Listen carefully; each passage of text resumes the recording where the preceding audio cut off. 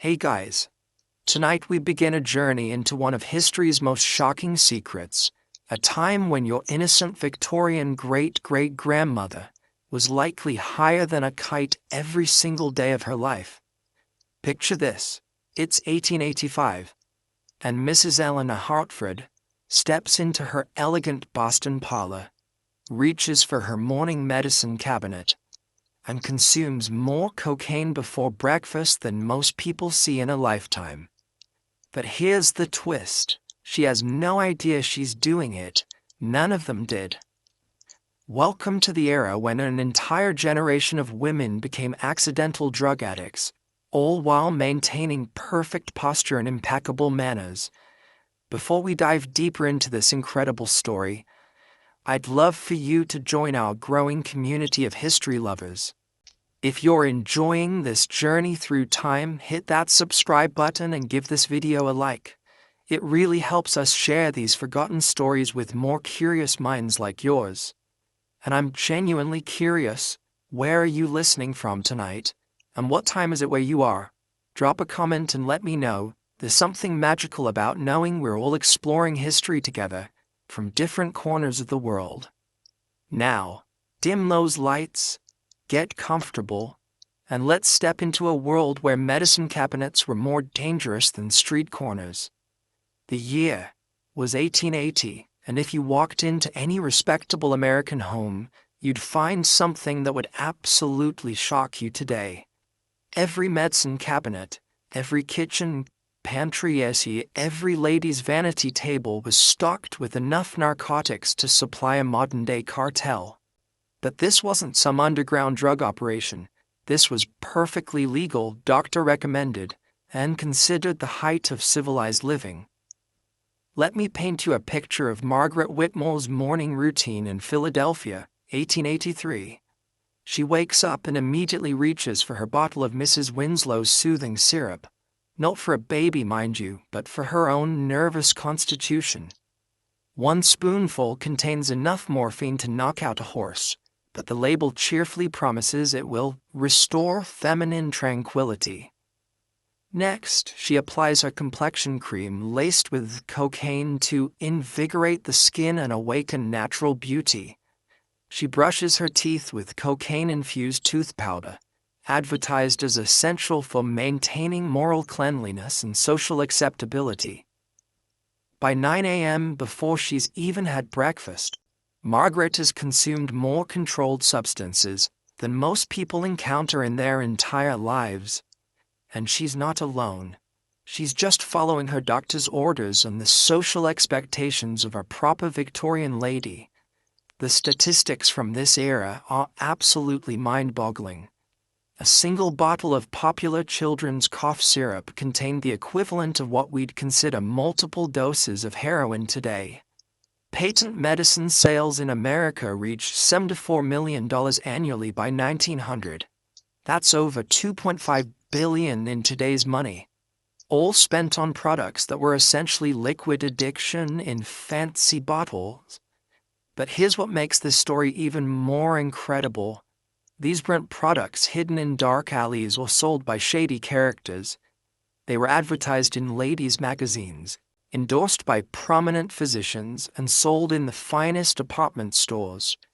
Macy's in New York had an entire floor dedicated to medicinal preparations for the discerning woman. Sears and Roebuck catalogs featured pages upon pages of cocaine-laced products, right next to kitchen appliances and Sunday dresses. Dr. William Hammond, the former Surgeon General of the United States Army, publicly endorsed cocaine as a valuable remedy for mental depression and nervous exhaustion. And the Boston Medical Journal published glowing reviews of cocaine treatments for everything from hay fever to excessive emotionalism in the female temperament. These weren't quack doctors operating from wagon trains. These were Harvard-educated physicians writing in the most prestigious medical publications of their time. The social pressure to use these products was immense. Victorian society had very specific ideas about how women should behave: calm, cheerful, never too emotional, always perfectly groomed and completely devoted to their families. But here's the cruel irony. The very substances they used to achieve this impossible standard were making them increasingly erratic, dependent, and ultimately quite mad. Take the case of Elizabeth Morrison, a well-documented socialite from Boston's Beacon Hill. Her diary, preserved in the Massachusetts Historical Society, chronicles her descent from a composed Victorian lady to what she herself described as a creature possessed by demons. It started innocently enough.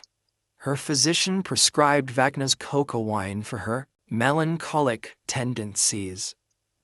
Within 6 months, she was consuming 3 bottles daily and had begun experiencing what we now recognize as cocaine-induced psychosis. But the most chilling part, her husband, her doctor, and her entire social circle attributed her increasingly erratic behavior to feminine hysteria and prescribed even stronger medications. The very people who should have helped her were unknowingly pushing her deeper into addiction. The pharmaceutical companies of the era were masterful marketers. They understood that Victorian women were trapped between impossible expectations and limited outlets for frustration. Advertisements didn't just sell medicine, they sold solutions to social problems. Tired of being tired? Try Dr. Peterson's Vigor Tonic. Struggling with domestic burdens? Madame Laurent's Nerve Karma will restore your natural cheerfulness. Feeling overwhelmed by modern life? Professor Williams' Lady's Friend contains everything you need to face your day with confidence. What they didn't mention was that Professor Williams' Lady's Friend contained enough cocaine to power a small locomotive. The dosages recommended were staggering. A typical nerve tonic contained between 1/8 to 1/4 grain of cocaine per fluid ounce, and the recommended dose was often 2 full tablespoons, 3 times daily. To put this in perspective, modern medical cocaine use, when it's used at all, involves doses measured in milligrams, not grains. These women were consuming therapeutic doses that would be considered massive even by today's recreational standards. The geographic spread of this phenomenon was truly national. From the bustling cities of the Northeast to the frontier towns of the West, from plantation houses in the South to logging camps in the Pacific Northwest, cocaine-laced medicines were as common as coffee and twice as popular.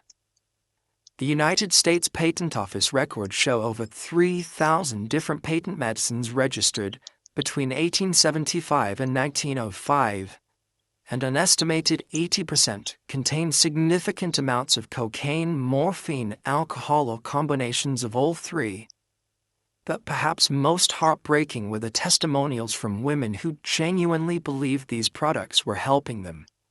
Letters to pharmaceutical companies preserved in various historical archives reveal the tragic cycle of addiction disguised as medical treatment. Your wonderful tonic has given me the strength to manage my household duties with grace, wrote one woman, not realizing that her newfound strength was chemical dependence masquerading as feminine virtue. The social consequences rippled through every level of Victorian society.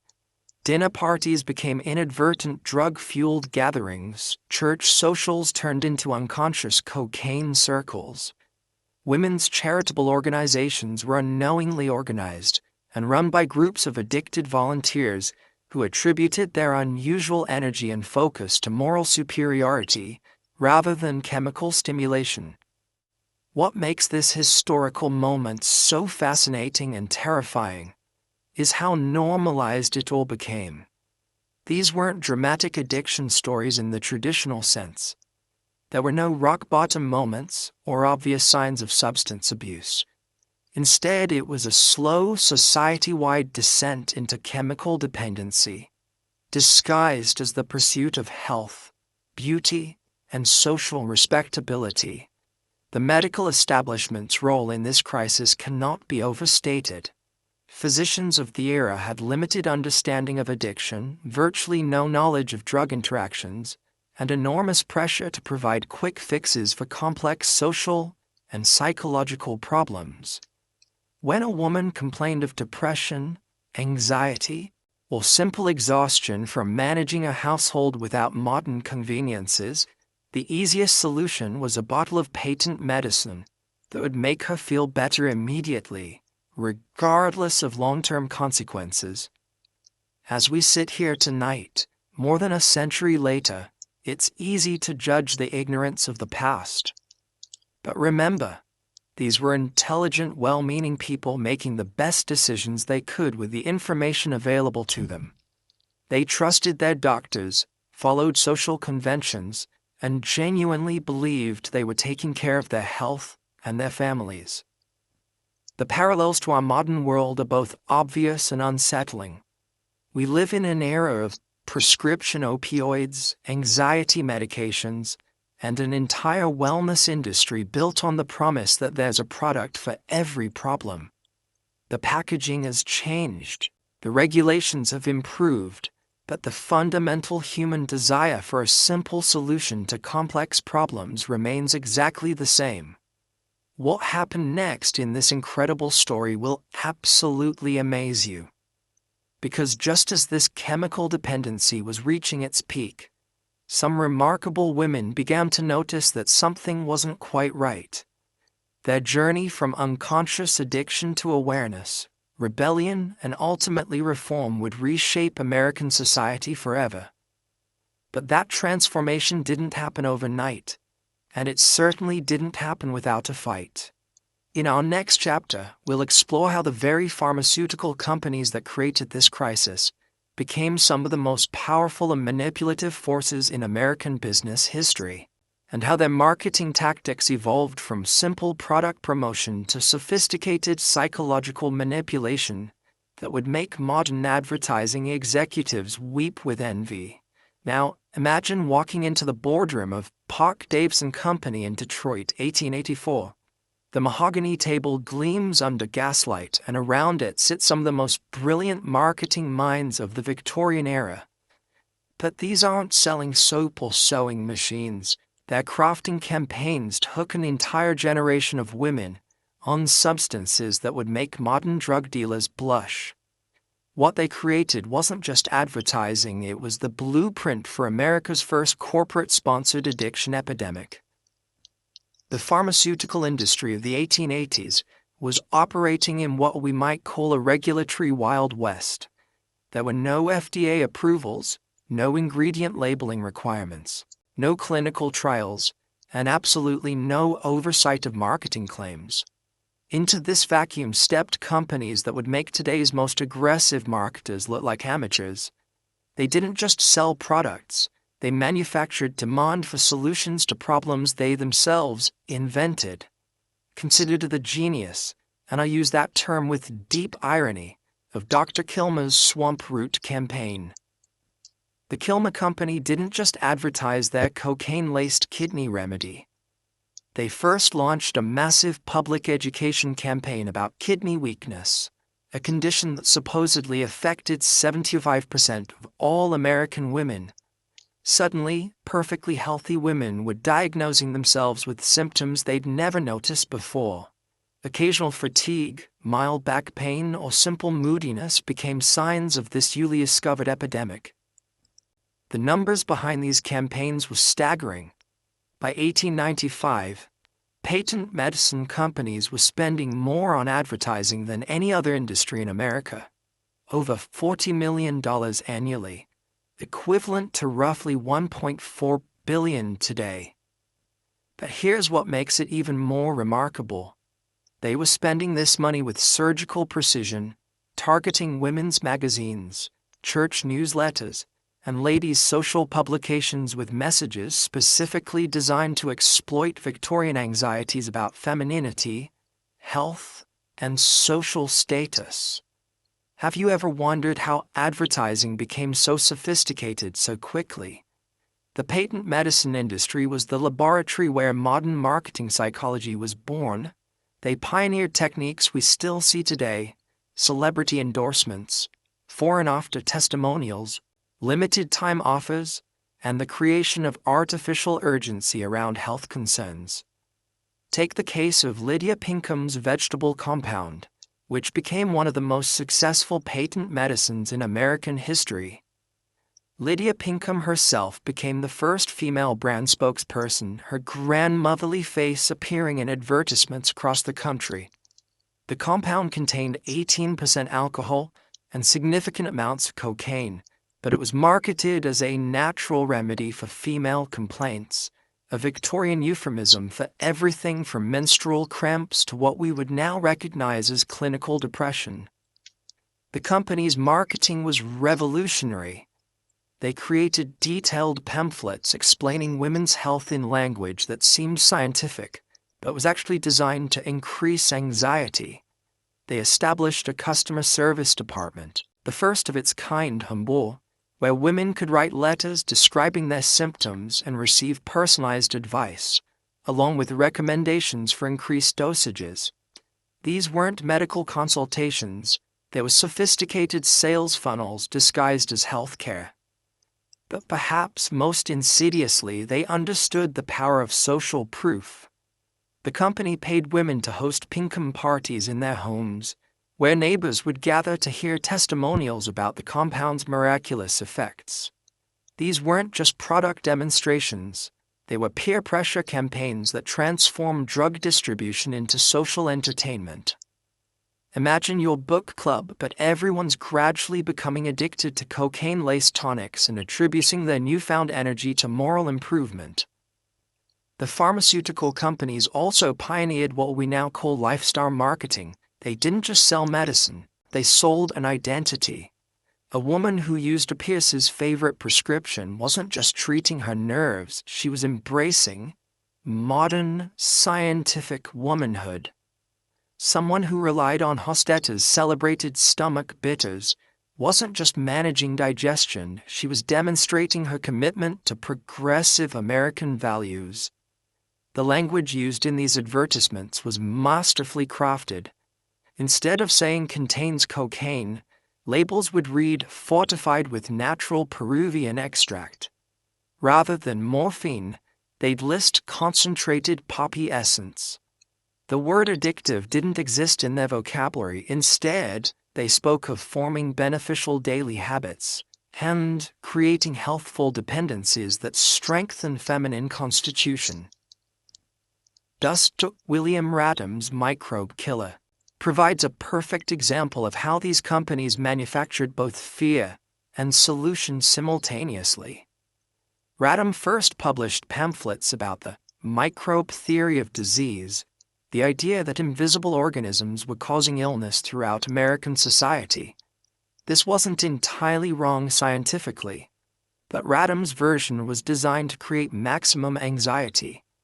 He claimed that 99% of all human ailments were caused by microbes, and that most people were walking around infected without knowing it.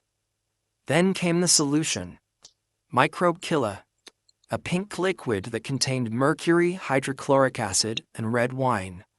The marketing promised it would kill every harmful microbe in the human body. The reality was, though, it was just slowly poisoning customers while making them feel temporarily energetic due to its stimulant properties. But here's the brilliant part. When customers started feeling worse, Radham's literature explained that this was evidence the treatment was working, that they were experiencing beneficial healing reactions as the microbes died off. By 1890, Radham was selling 50,000 bottles monthly and had established distribution networks across the United States, Canada, and even Europe. His success spawned dozens of imitators, each claiming to have discovered an even more effective microbe-killing formula. The competition led to an arms race of increasingly potent and dangerous formulations. The geographic expansion of these companies reads like an invasion plan. They started in major cities, New York, Boston, Philadelphia, where they could access wealthy women and established medical networks. Then they systematically expanded westward, following the railroad lines and establishing distribution networks in every town with more than 500 residents. By 1900, you could buy patent medicines in general stores from Maine to California, from Minnesota to Texas. The companies understood regional psychology too. In conservative religious communities, they emphasized moral purity and spiritual health. In progressive urban areas, they promoted scientific advancement and modern efficiency. In frontier towns, they promised strength and endurance for harsh living conditions. Same products, different messaging, all designed to make local women feel that these medicines were specifically created for their unique circumstances. But perhaps most cleverly, they created what economists would now call artificial scarcity. Limited edition formulations, seasonal availability, and exclusive regional distributions made women feel they needed to stock up when the opportunity arose. Many households had medicine cabinets that looked more like pharmacies, with dozens of different bottles containing variations of essentially the same cocaine and alcohol formula. The testimonial industry became a sophisticated operation. Companies employed writers to create believable personal stories from fictional customers. They paid real customers to provide enthusiastic endorsements. They even hired actresses to appear at public demonstrations, sharing dramatic before and after stories of their transformations. These weren't just advertisements, they were early forms of pharmaceutical theater.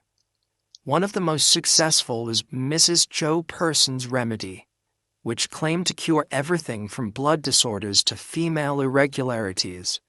Mrs. Person herself toured the South, speaking at churches and women's clubs about her miraculous recovery from various ailments.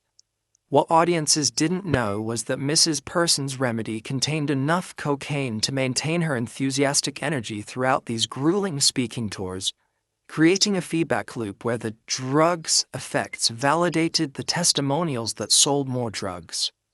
The social implications were staggering.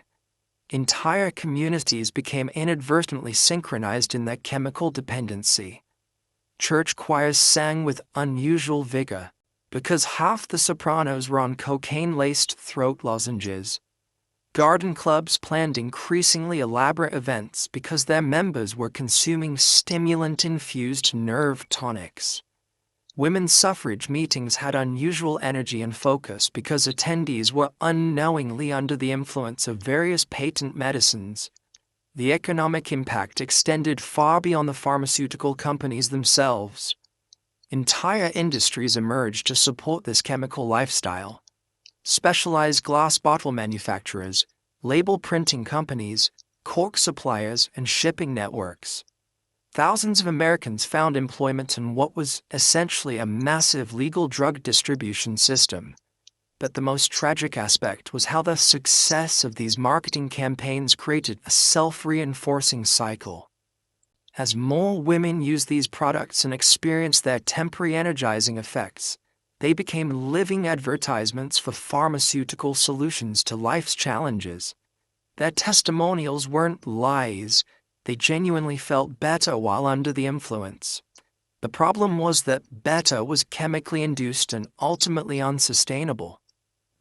The companies also pioneered subscription models, encouraging customers to establish regular delivery schedules for their medicines. This created predictable revenue streams while ensuring customers never ran out of their daily doses. It was an early form of automatic renewal, but instead of magazines or newspapers, people were subscribing to their own addiction. As these marketing empires grew more sophisticated and profitable, they began to attract attention from an unexpected source, the very women they were targeting. Some customers started to notice patterns that the companies hoped would remain invisible. But the story of how Victorian women began to fight back against this corporate manipulation involves some of the most remarkable acts of courage and detective work in American history. Coming up next, we'll step inside the actual homes where this chemical transformation was taking place daily. You'll meet women whose morning routines involved more controlled substances than most people encounter in a lifetime, and discover how the simple act of cleaning house became a gateway to a world of pharmaceutical-induced mania. Picture Sarah Mitchell standing in her pristine Boston kitchen on a Tuesday morning in 1887, armed with what she believes are the tools of domestic perfection. But this isn't your typical cleaning routine. Sarah's cabinet holds bottles of Miracle Kitchen Cleanser, infused with enough cocaine to fuel a small army. Spotless surface polish containing morphine derivatives, and Heavenly Home Refresher, that's basically liquid stimulants disguised as cleaning supplies. What happens next would make even the most dedicated modern housekeeper question everything they thought they knew about spring cleaning. The domestic cleaning industry of the 1880s had discovered something remarkable. If you put cocaine in household products, women would clean with the intensity of someone preparing for a royal inspection. And Victorian society, obsessed with moral cleanliness being reflected in physical cleanliness, embraced this chemical assistance with open arms and tightly closed minds. Sarah's morning routine began at 6 a.m. with what she called her preparation ritual.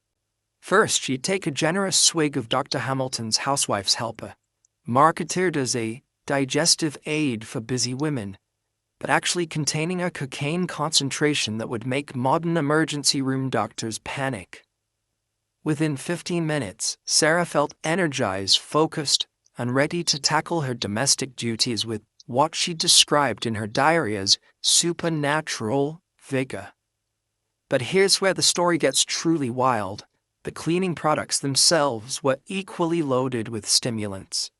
Mrs. Beaton's all-purpose surface cleaner contained cocaine hydrochloride, marketed as a natural cleaning accelerant that invigorates both surfaces and spirits. The logic, according to the manufacturer's literature, was that cocaine would help women work faster while simultaneously absorbing through the skin to maintain their energy levels throughout the day. Think about that for a moment. Have you ever cleaned your house and felt unusually energetic afterward? These Victorian women were essentially getting high from their housework, but they attributed their manic cleaning sessions to moral superiority and proper feminine dedication. The Pennsylvania Historical Society preserves letters from dozens of women describing their cleaning experiences in terms that sound more like drug testimonials than housekeeping reports. "I find myself able to scrub for hours without fatigue," wrote Mary Henderson from Pittsburgh in 1888. "The floors shine with such brilliance, and I myself feel illuminated from within. I have reorganized every closet, polished every surface, and still feel capable of tackling the neighbor's home as well." What Mary didn't realize was that she was experiencing a textbook cocaine high while performing domestic labor. Her illumination from within was chemical, her endless energy was pharmaceutical, and her desire to clean the neighbor's house was a classic symptom of stimulant-induced hyperactivity. The product names alone tell an incredible story of marketing genius meeting chemical ignorance. Vigor, our scrubbing compound, promised to transform tedious housework into invigorating exercise. Sparkling Solutions All-Purpose Cleaner claimed to brighten both your home and your disposition through natural botanical energizers. Efficient Ladies Cleaning Arsenal advertised itself as containing South American plant extracts that enhance both cleaning power and feminine vitality. Every single one of these products contained significant amounts of cocaine, often combined with alcohol, caffeine, and various other stimulants.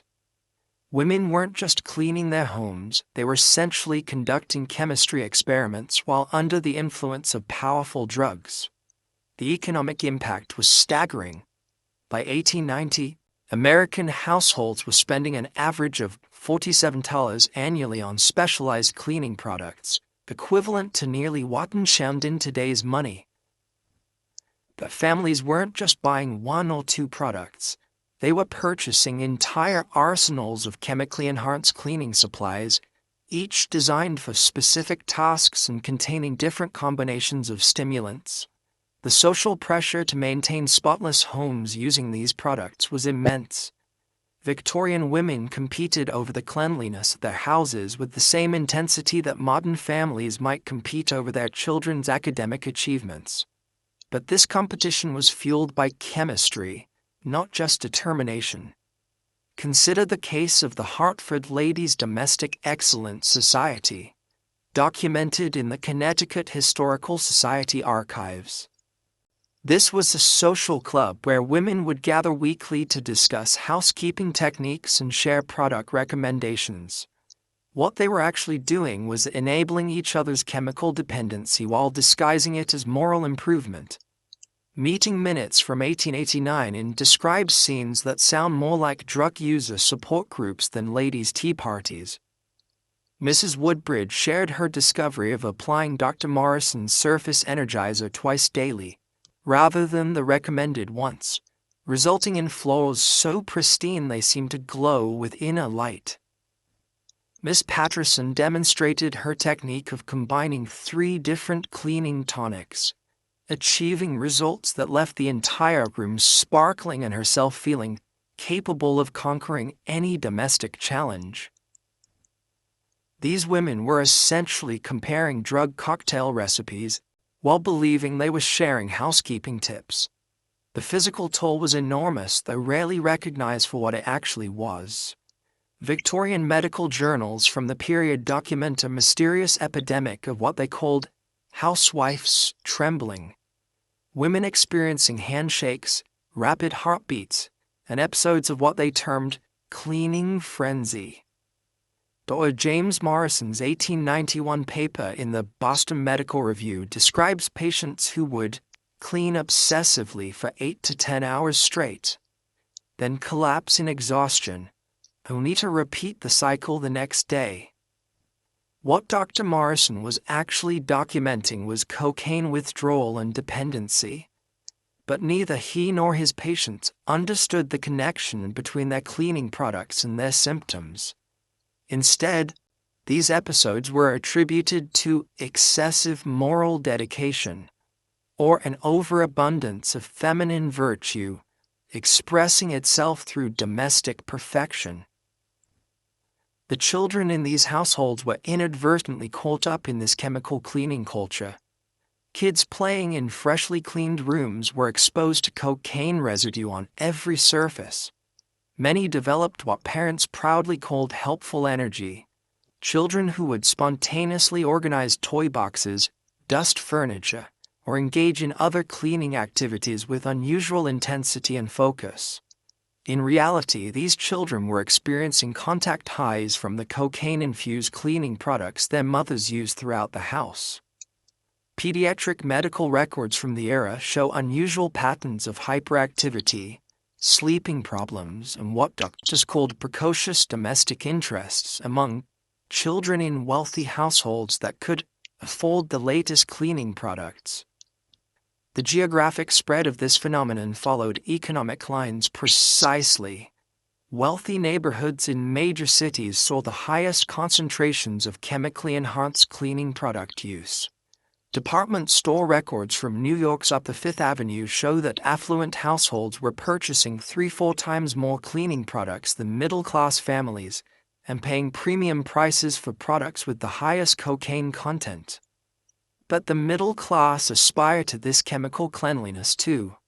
Sears or Montgomery Ward catalogs began featuring starter sets of cleaning products specifically marketed to families seeking to elevate their domestic standards. These sets typically included 6 to 8 different products, each containing different stimulant combinations, allowing families to create their own customized cleaning chemistry. The time management aspect was revolutionary for its era. Victorian women using these products could accomplish in 4-5 hours what would normally take an entire day of cleaning. But rather than gaining leisure time, most used their chemical efficiency to raise their cleaning standards to impossible levels. Baseboards weren't just cleaned, they were polished to mirror brightness. Windows weren't just washed, They were made so transparent they seemed to disappear. Floors weren't just swept and mopped, they were scrubbed, polished, and buffed until they reflected ceiling fixtures with the crystalline clarity. The industry responded to this escalation by creating increasingly potent formulations. Super-strength domestic solutions appeared in 1892, containing cocaine concentrations that would double the original products. Professional-grade home cleaning systems were marketed to women who wanted to achieve commercial-level results in residential settings. By the mid-1890s, some cleaning products contained cocaine concentrations that would have been dangerous even for experienced medical patients.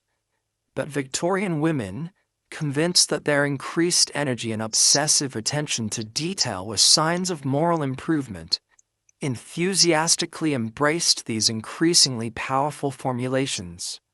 The physiological effects extended far beyond simple energy increases. Many women developed what we would now recognize as obsessive-compulsive behaviors around cleaning. They would polish the same surface dozens of times, reorganize closets daily, and spend hours arranging household objects with mathematical precision. But Victorian society interpreted these behaviors as evidence of exceptional feminine virtue and domestic skill. The crash cycles were brutal, but rarely understood. After 6-8 hours of chemically fueled cleaning marathons, women would experience what they called virtuous exhaustion, complete physical collapse, depression, and an inability to perform even basic tasks. Rather than recognizing this as drug withdrawal, they attributed these crashes to having worked so hard that they temporarily depleted their feminine energy reserves. The solution, according to both the medical establishment and the cleaning product industry, was more medicine and more products. Women experiencing post-cleaning crashes were encouraged to take restorative tonics, more cocaine, and to maintain their energy with daily cleaning supplements, also more cocaine. This created a feedback loop where the solution to drug-induced problems was more drugs, and the evidence of the product's effectiveness was actually evidence of chemical dependency. The more exhausted women felt after their cleaning marathons, the more convinced they became that they needed better products and stronger formulations. But what happened when these chemically enhanced cleaning sessions moved beyond simple housework and into the social sphere reveals an even more remarkable chapter in this story. Victorian women began hosting what they called cooperative cleaning parties, social gatherings that combined friendship, community service, and mass chemical consumption in ways that would reshape American social culture forever.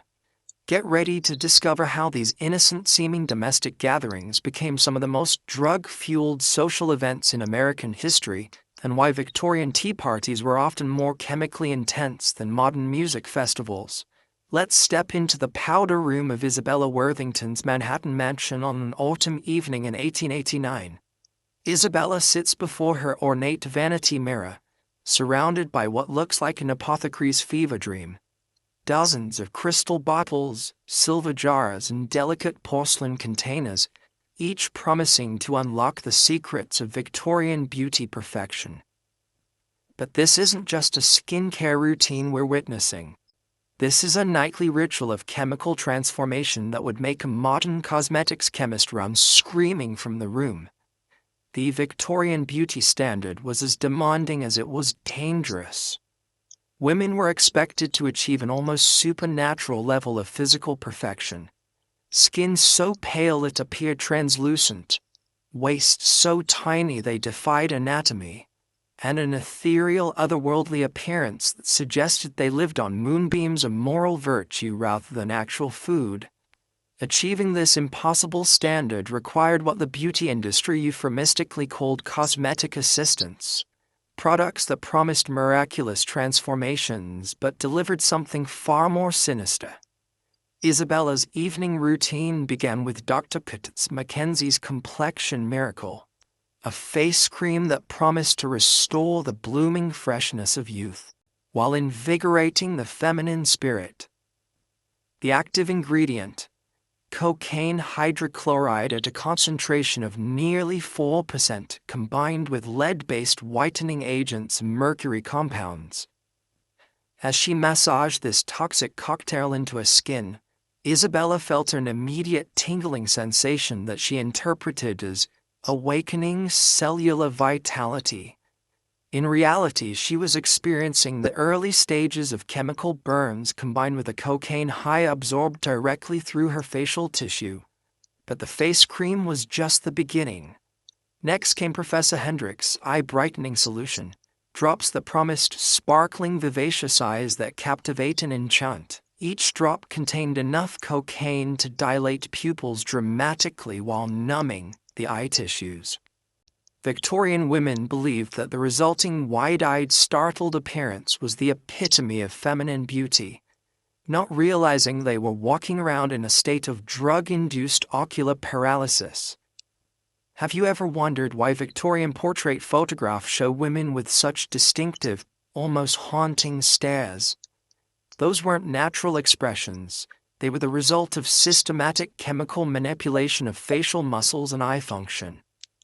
The beauty industry had weaponized women's insecurities with precision that would make modern marketing executives weep with admiration.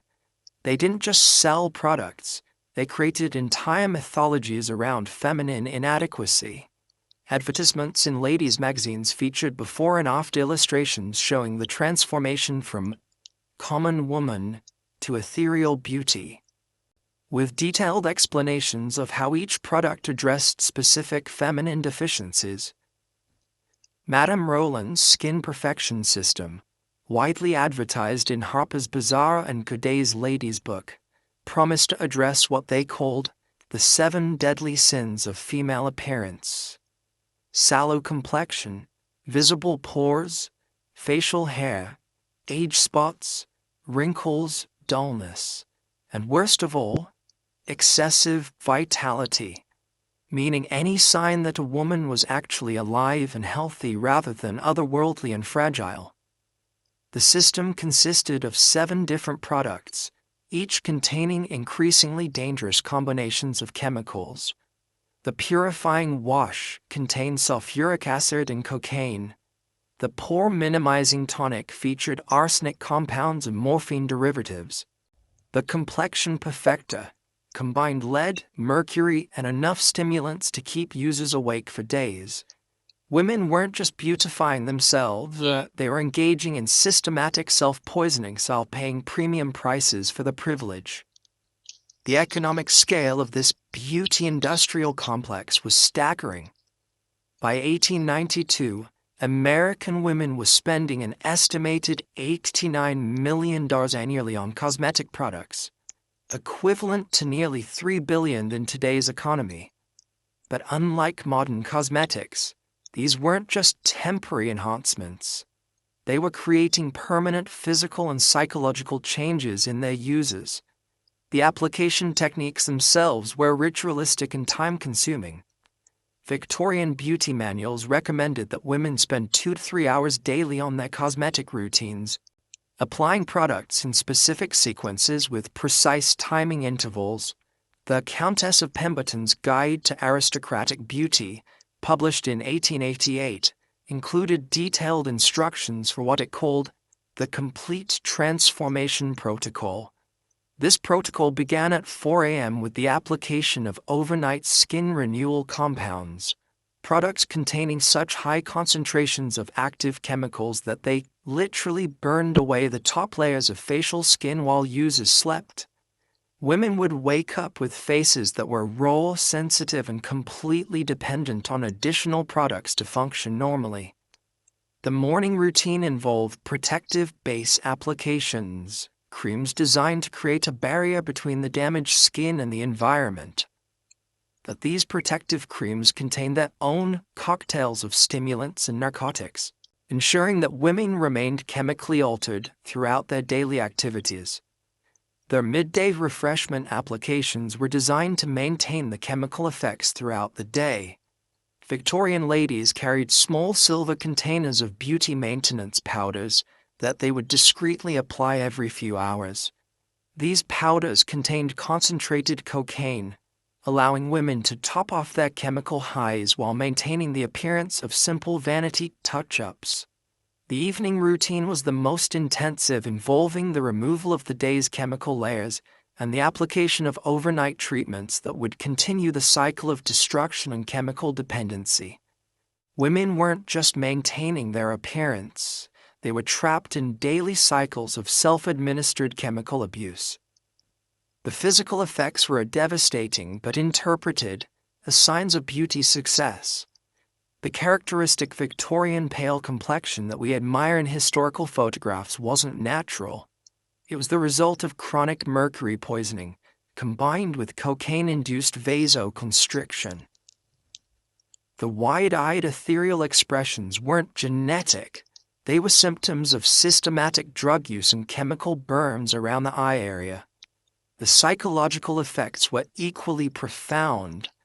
Women using these products reported feelings of confidence, energy, and euphoria that they attributed to looking more beautiful.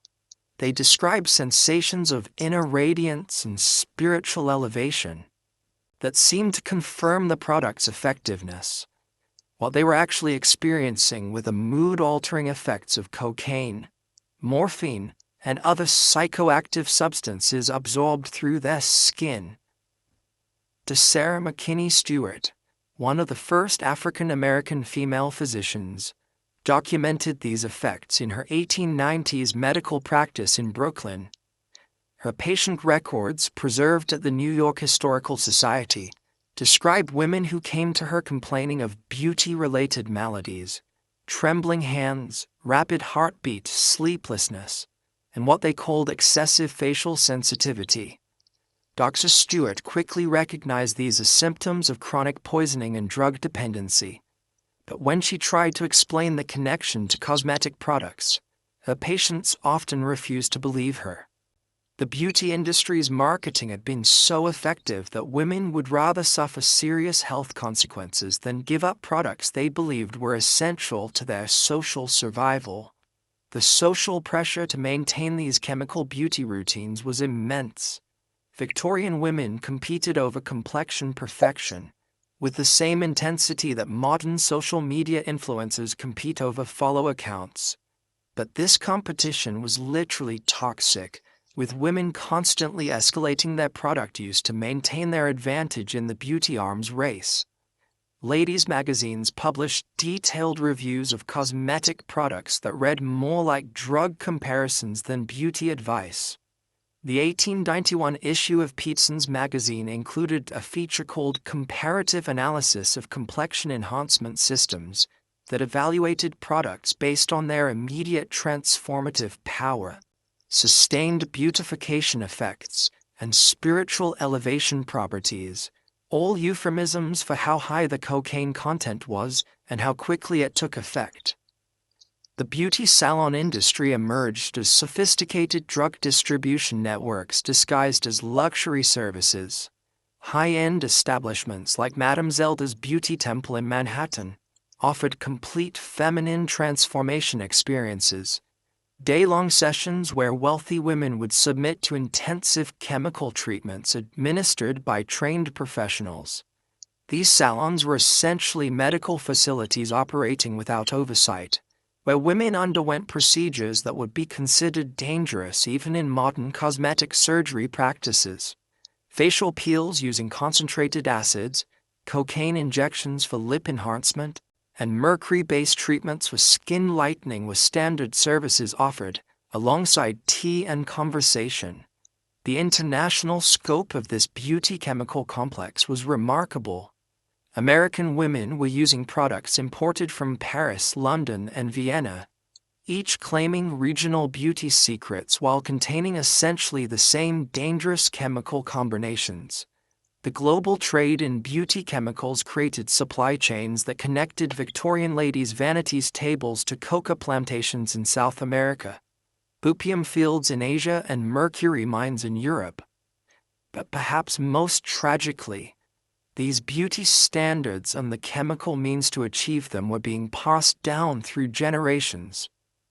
Mothers taught daughters to begin using these products as soon as they showed signs of physical maturity, creating multi-generational cycles of chemical dependency, disguised as feminine education. The documentation of these generational patterns reveals one of the most heartbreaking aspects of the Victorian beauty industry, the way it systematically indoctrinated young women into believing that their natural appearance was inadequate, and that chemical enhancement was not just desirable but morally necessary for proper feminine development. As we delve deeper into this world of chemical beauty standards, we are about to discover how these individual transformations connected to create a society-wide crisis that would ultimately challenge the very foundations of Victorian medical practice. The story of how doctors and the women they treated became locked in a cycle of chemical dependency that neither understood is both tragic and remarkably relevant to our modern struggles with prescription drug culture. Next, we'll explore the examining rooms and consultation chambers where Victorian physicians, armed with good intentions but dangerous ignorance, prescribed treatments that would turn routine medical visits into gateways to chemical dependency that destroyed lives while promising to heal them. Settled into the burgundy leather chair of Dr. Cornelius Whitman's prestigious Beacon Hill office, Mrs. Catherine Pemberton smooths her silk gloves and prepares to describe what she believes are symptoms of moral weakness. It's March 1888, and Catherine is experiencing what we would now recognize as clinical depression following the death of her infant son. But Dr. Whitman, Harvard-educated and considered one of Boston's most progressive physicians, is about to prescribe a treatment that will transform Catherine's grief into something far more dangerous than sadness could ever be. The Victorian medical establishment had created an entire classification system for women's emotional and physical experiences that was both scientifically ignorant and devastatingly effective at turning normal human responses into profitable medical conditions. What they called hysteria encompassed everything from grief and anxiety to simple fatigue or independent thinking. The prescribed treatments read like a drug dealer's inventory disguised as medical wisdom. Dr. Whitman opens his leather-bound prescription pad and writes with the confidence of someone who genuinely believes he's practicing cutting-edge medicine. For your melancholic constitution and nervous exhaustion, he explains to Catherine, I'm prescribing Dr. Hammond's Nerve and Brain Tonic, 3 tablespoons daily with meals. Additionally, you'll take Professor Bartholow's Female Restorative, 2 teaspoons every 4 hours for emotional regulation. What Catherine doesn't know is that Dr. Hammond's Nerve and Brain Tonic contains 12% cocaine by volume, while Professor Bartholow's Female Restorative combines cocaine with chloral hydrate, a combination that would make modern emergency physicians declare a medical crisis. But in Whitman's world, this isn't drug dealing. This is therapeutic intervention based on the latest scientific understanding of female psychology.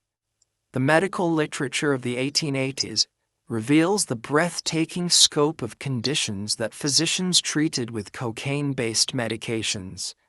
The American Journal of Medicine published articles with titles like The Therapeutic Application of Cocaine in Nervous Disorders of the Female Constitution and Coca Preparations in the Treatment of Hysteroneurotic Manifestations. These weren't fringe publications. They were mainstream medical journals read by thousands of practicing physicians across the country.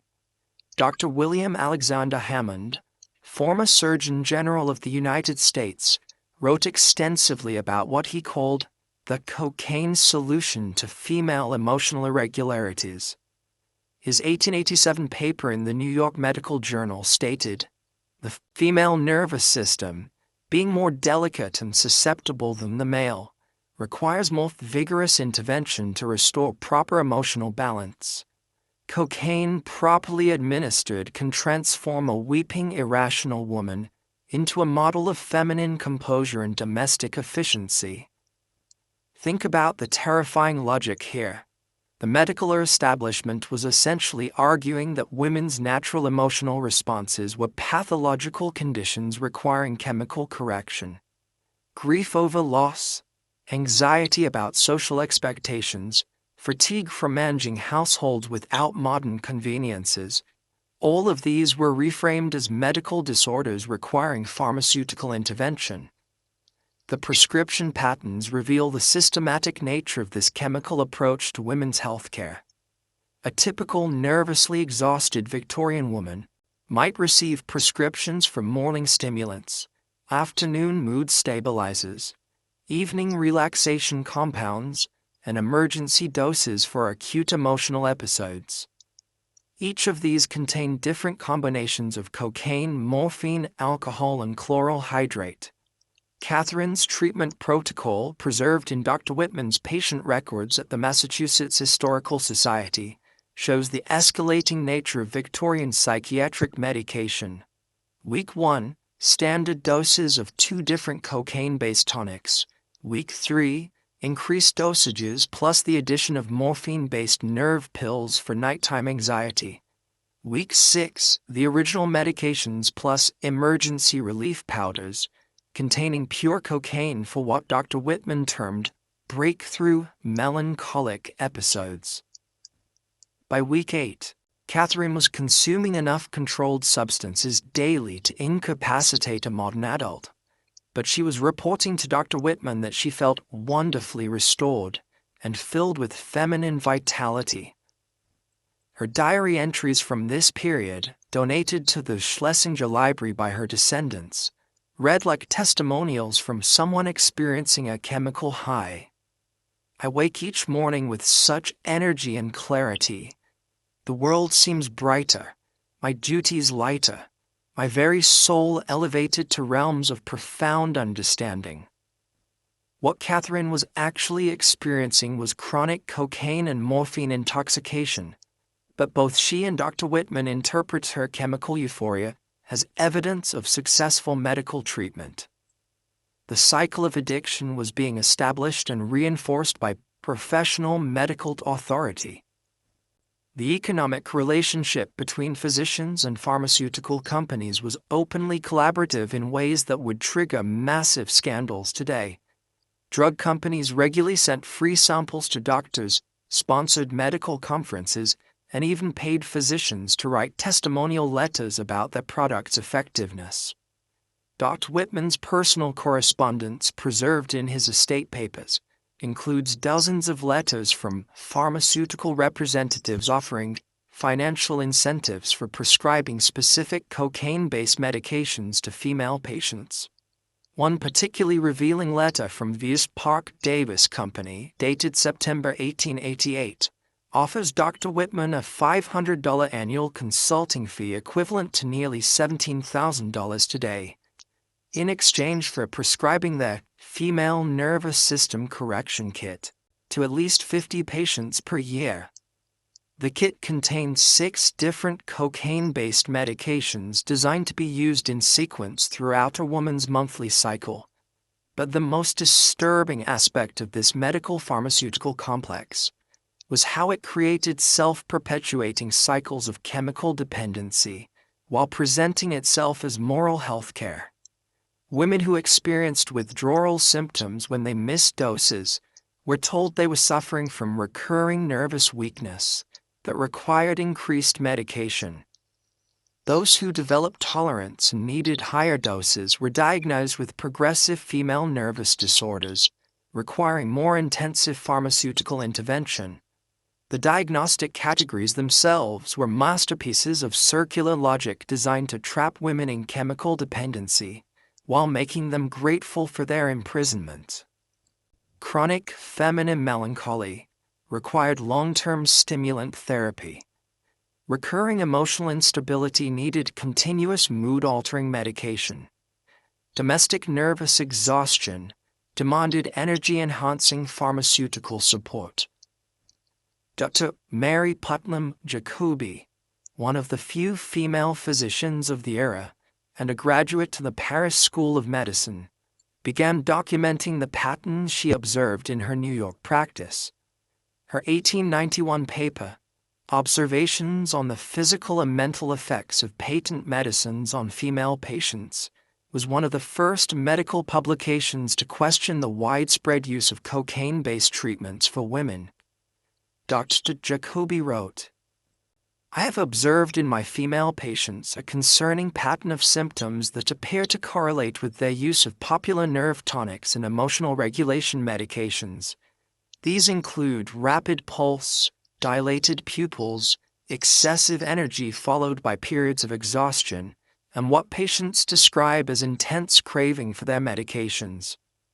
Most troubling, patients who attempt to discontinue these treatments experience severe physical and emotional distress that physicians then interpret as evidence that the medications are necessary."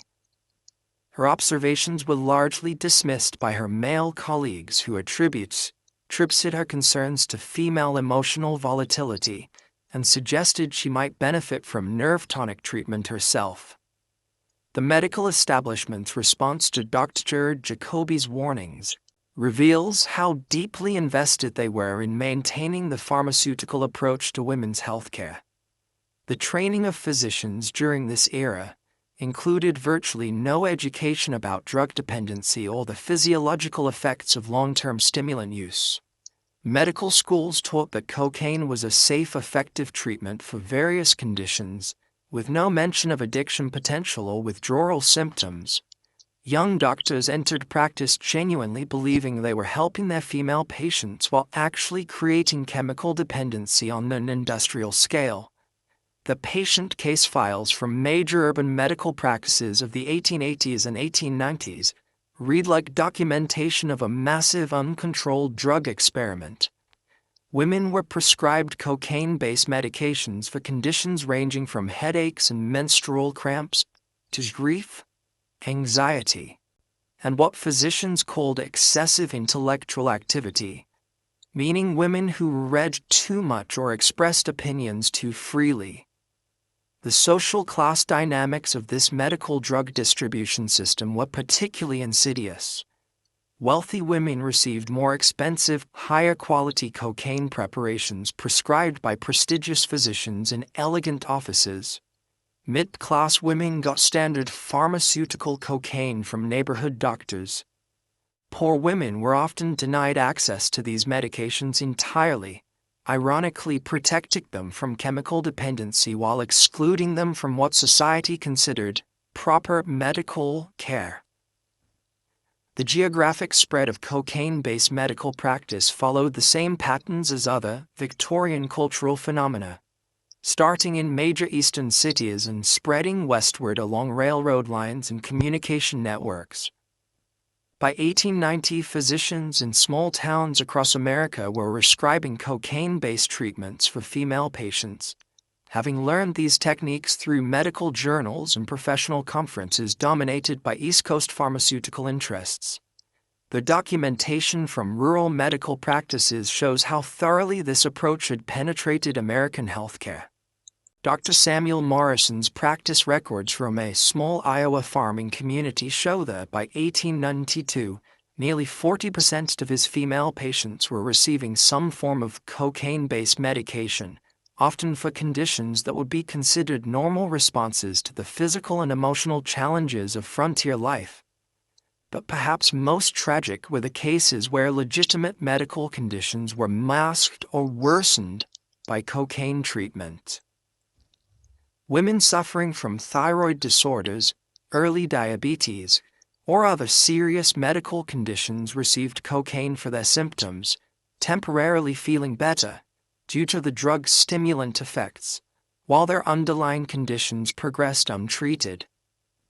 The correspondence between physicians and pharmaceutical companies during this period reveals the extent to which medical practice had become intertwined with chemical sales. Doctors were encouraged to view women's emotional and physical complaints through a pharmaceutical lens. Every symptom represented an opportunity for chemical intervention. Every patient was a potential long-term medication consumer. As this medical-pharmaceutical complex grew more sophisticated and profitable, it began to attract attention from an unexpected source: the very women it was supposedly helping. Some patients began to notice connections between their medications and their symptoms that their physicians had missed or ignored entirely. But the women who started questioning the system faced a medical establishment that had enormous professional, financial, and cultural investment in maintaining cocaine-based treatment protocols. Their journeys from grateful patients to medical reformers would require courage that went far beyond anything Victorian society expected from properly medicated ladies. In our next segment, we'll enter the nurseries and playrooms where this chemical medical culture was creating its youngest victims. Children whose introduction to life included daily doses of substances that would fundamentally alter their development, while their parents celebrated the miracles of modern pediatric medicine. Through the gleaming mahogany doors of Mrs. Cornelius Vanderbilt's Fifth Avenue mansion, we glimpse a scene that would redefine everything you thought you knew about Victorian high society. The date is October 15, 1889, and New York's most distinguished ladies have gathered for what appears to be an elegant afternoon tea party. Crystal chandeliers cast prismatic light across silk gowns, servants glide between guests with silver trays, and the conversation sparkles with wit and refinement. But look closer at those delicate teacups, those ornate serving dishes, those charming little bottles the ladies pass discreetly among themselves. This isn't just a social gathering, this is one of the most drug-intensive events in American social history. Disguised as the height of Victorian respectability, the transformation of elite Victorian social gatherings into sophisticated drug distribution networks happened so gradually and elegantly that even the participants remained largely unaware of what they were creating. These weren't wild parties or underground gatherings. They were the most respectable social events of their era, hosted by women whose names appeared regularly in society pages and whose moral reputations were beyond question. Mrs. William Backhouse Astor Jr., the undisputed queen of New York society, pioneered what she called therapeutic entertaining, social events where the refreshments were carefully curated to enhance the guests' enjoyment while addressing their various health concerns. Her famous Monday receptions featured what she termed medicinal refreshments: teas infused with cocaine for nervous ladies, cordials containing morphine for those suffering from social fatigue, and delicate pastries enhanced with the various pharmaceutical preparations. The guest lists for these events read like a who's who of American elite society, but they also functioned as sophisticated customer databases for pharmaceutical consumption. Mrs. Astor kept detailed records of her guests' preferences for different therapeutic refreshments, essentially tracking their drug consumption patterns, while maintaining the facade of gracious hospitality. Think about the social genius of this system. Imagine being able to consume controlled substances in the most socially acceptable setting possible, surrounded by the most respectable people in society, with consumption encouraged and facilitated by women whose moral authority was unquestionable. It was the perfect cover for what was essentially organized drug use among America's social elite. The menu planning for these events was surprisingly sophisticated. The Delmonico's catering records, preserved in the New York Historical Society archives, show detailed specifications for ladies' social refreshments that read more like pharmaceutical formulations than party planning. Afternoon stimulation service included cocaine-infused tea cakes, morphine-laced pet dust 4, and what they called conversation-enhancing cordials, containing various combinations of psychoactive substances. The social protocols that developed around these chemically enhanced gatherings were elaborate and specific. Ladies would arrive at 2 p.m. for what was called preparatory refreshment, essentially a pre-party dose of stimulants to ensure proper energy levels. The main event from 3:05 p.m. featured social sustenance service with carefully timed distribution of different pharmaceutical refreshments designed to maintain optimal chemical states throughout the gathering. The final phase, departure preparation, involved restorative tonics designed to help guests transition back to their normal domestic responsibilities.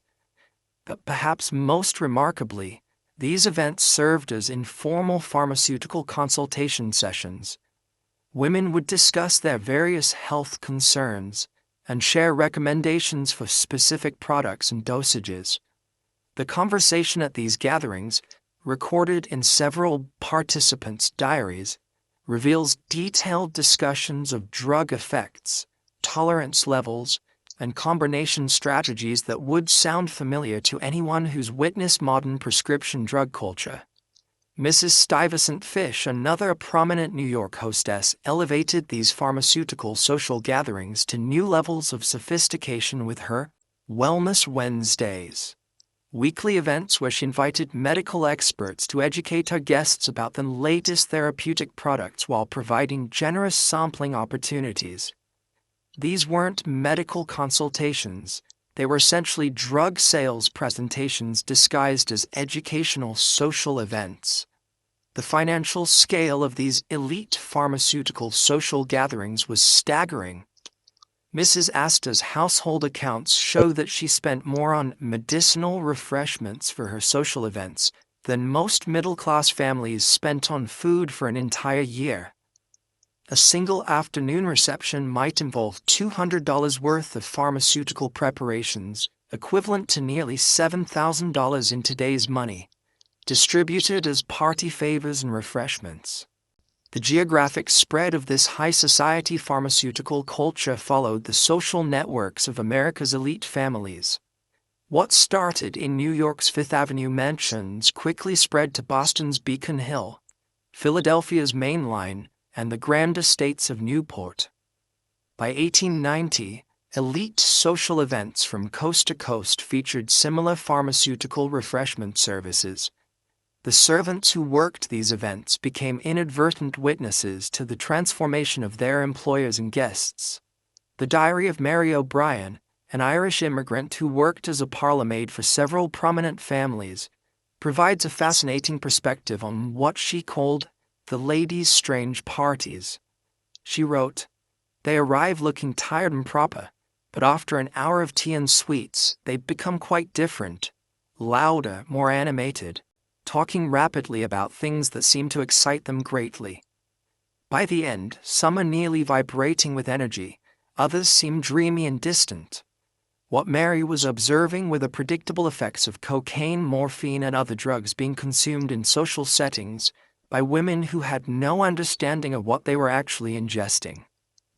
From the servants' perspective, these gatherings looked like transformation rituals where proper Victorian ladies temporarily became different people entirely. The children of these elite families were often present at the beginning or end of these events, and their observations, recorded in letters and diaries, provide additional insight into how these pharmaceutical social gatherings appeared to young observers. 13-year-old Caroline Schermerhorn Asta, Mrs. Asta's daughter, wrote in her diary, "Mother's Monday ladies start quiet and end loud. They laugh at everything and seem to find the wallpaper fascinating. Some dance to music that isn't playing." The social networking that occurred at these chemically enhanced gatherings had real economic and political consequences. Business deals were negotiated, charitable organizations were founded, and social movements were launched by groups of women under the influence of various pharmaceutical preparations. The minutes of the New York Women's Hospital Association, founded at one of Mrs. Fish's Wellness Wednesdays, revealed decision-making processes that were clearly influenced by the participants' altered mental states. The cultural impact extended beyond individual gatherings to influence broader Victorian social customs. The practice of afternoon calling, the formal social visits that structured elite women's daily schedules, became increasingly structured around pharmaceutical refreshment exchanges. Women would visit friends specifically to share new products, compare effects, and coordinate their consumption schedules. The fashion industry responded to these pharmaceutical social gatherings with specially designed accessories. Delicate silver pillboxes became essential elements of formal attire. Tiny crystal bottles for liquid medications were incorporated into evening purses. Some jewelry pieces included hidden compartments for carrying emergency doses of various preparations. The wealthy weren't just consuming drugs socially, they were turning drug consumption into fashion statements. The international dimension of these elite pharmaceutical gatherings was remarkable. American society hostesses maintained correspondence with European counterparts, sharing information about regional pharmaceutical specialties and importing exotic preparations for their guests. Mrs. Astor's 1891 International Wellness Exposition featured pharmaceutical products from France, Germany, Austria, and England, essentially creating a high society international drug sampling event. The documentation of these events in society pages and women's magazines required careful euphemistic language that concealed their true nature while celebrating their social importance. Harper's Bazaar regularly featured articles about innovative entertaining approaches and therapeutic social gatherings without ever directly acknowledging the pharmaceutical nature of these events. But the most significant long-term impact was how these elite pharmaceutical social gatherings normalized and legitimized drug consumption among America's most influential women.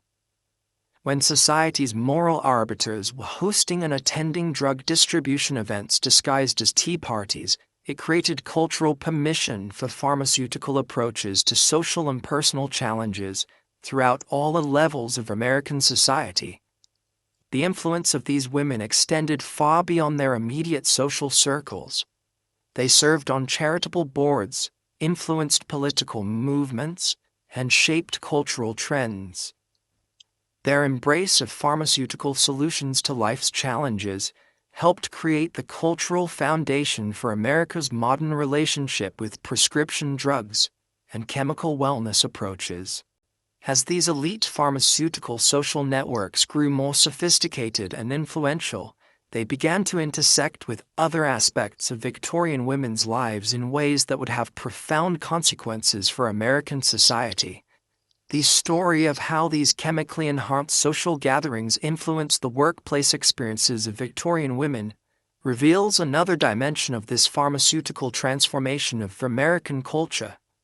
Our exploration continues into the factories, shops, and offices, where Victorian working women discovered that the chemical solutions being celebrated in elite social circles had very different meanings when applied to the harsh realities of industrial labor and economic survival. The factory bell clangs at 5:30 a.m., and 22-year-old Rose Murphy stumbles through the gates of the Lawrence Textile Mill in Massachusetts, clutching a small brown bottle that she believes contains her salvation. It's January 1892, and Rose faces another 14-hour shift in conditions that would horrify modern labor inspectors. Deafening machinery, suffocating air thick with cotton fibers, and supervisors who view workers as barely more valuable than the thread they produce. But Rose has discovered something that transforms this industrial nightmare into what she describes as bearable, almost pleasant work. That something is Dr. Pierce's golden medical discovery, a cocaine-laced tonic that promises to energize the working woman and sustain her through life's most demanding labors. The intersection of Victorian pharmaceutical culture with industrial working conditions created one of the most exploitative chapters in American labor history, a time when employers discovered they could use women's chemical dependency to extract unprecedented levels of productivity, while workers believed they were simply taking medicine to help them cope with their jobs. Rose's morning routine before her shift reveals the systematic nature of this workplace pharmaceutical culture. At 5 a.m. she takes 2 tablespoons of her energy tonic. At 5:15 she applies what she calls her work cream, a cocaine-infused lotion that promises to strengthen the hands and focus the mind for detailed labor. By 5:25, as she approaches the factory gates, Rose feels energized, alert, and ready to operate dangerous machinery for the next 14 hours without break. But Rose isn't unique. Factory records from the Lawrence Mills, preserved in the American Textile History Museum, show that by 1893, nearly 80% of female workers were purchasing some form of workplace stimulant from the company store. The mill owners hadn't banned these substances.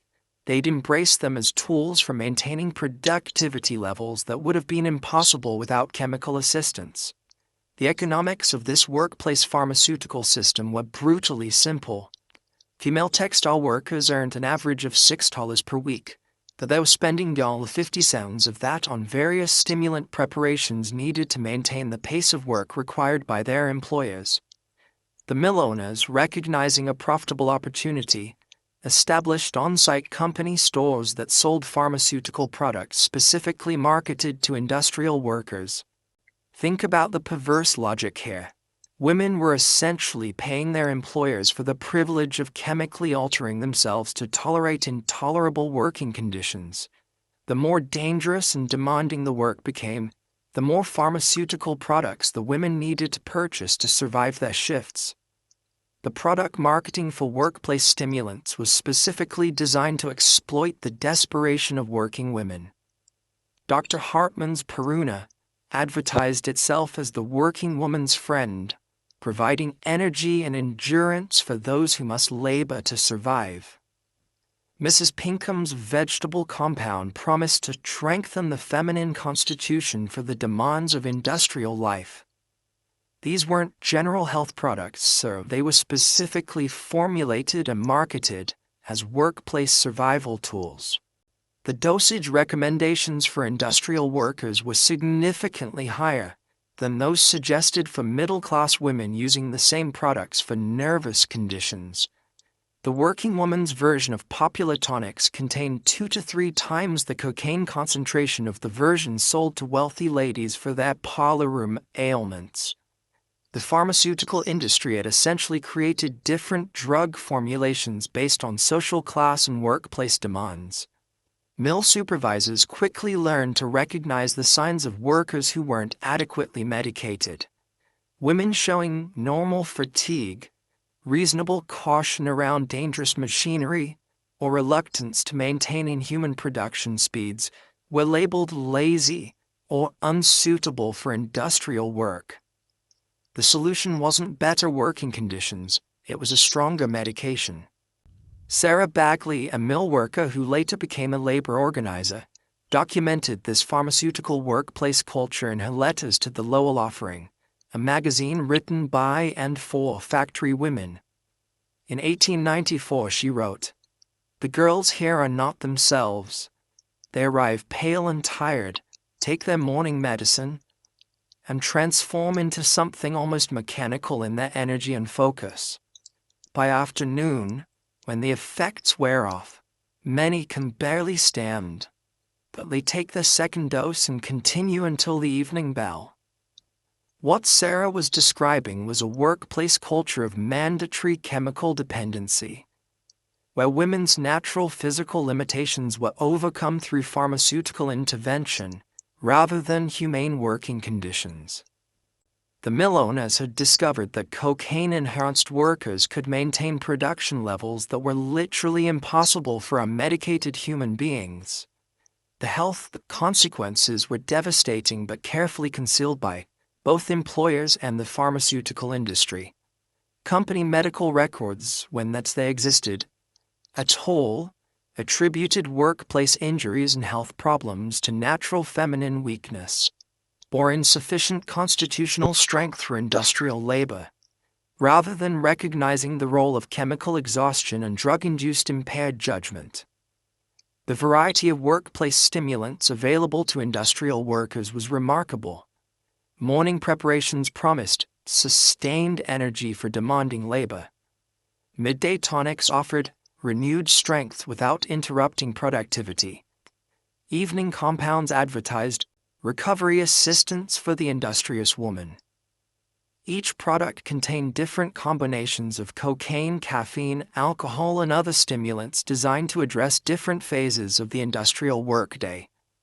The most successful workplace pharmaceutical products were those that combined stimulant effects with pain relief. Dr. King's new discovery for women promised to eliminate fatigue while numbing the discomfort of repetitive labor.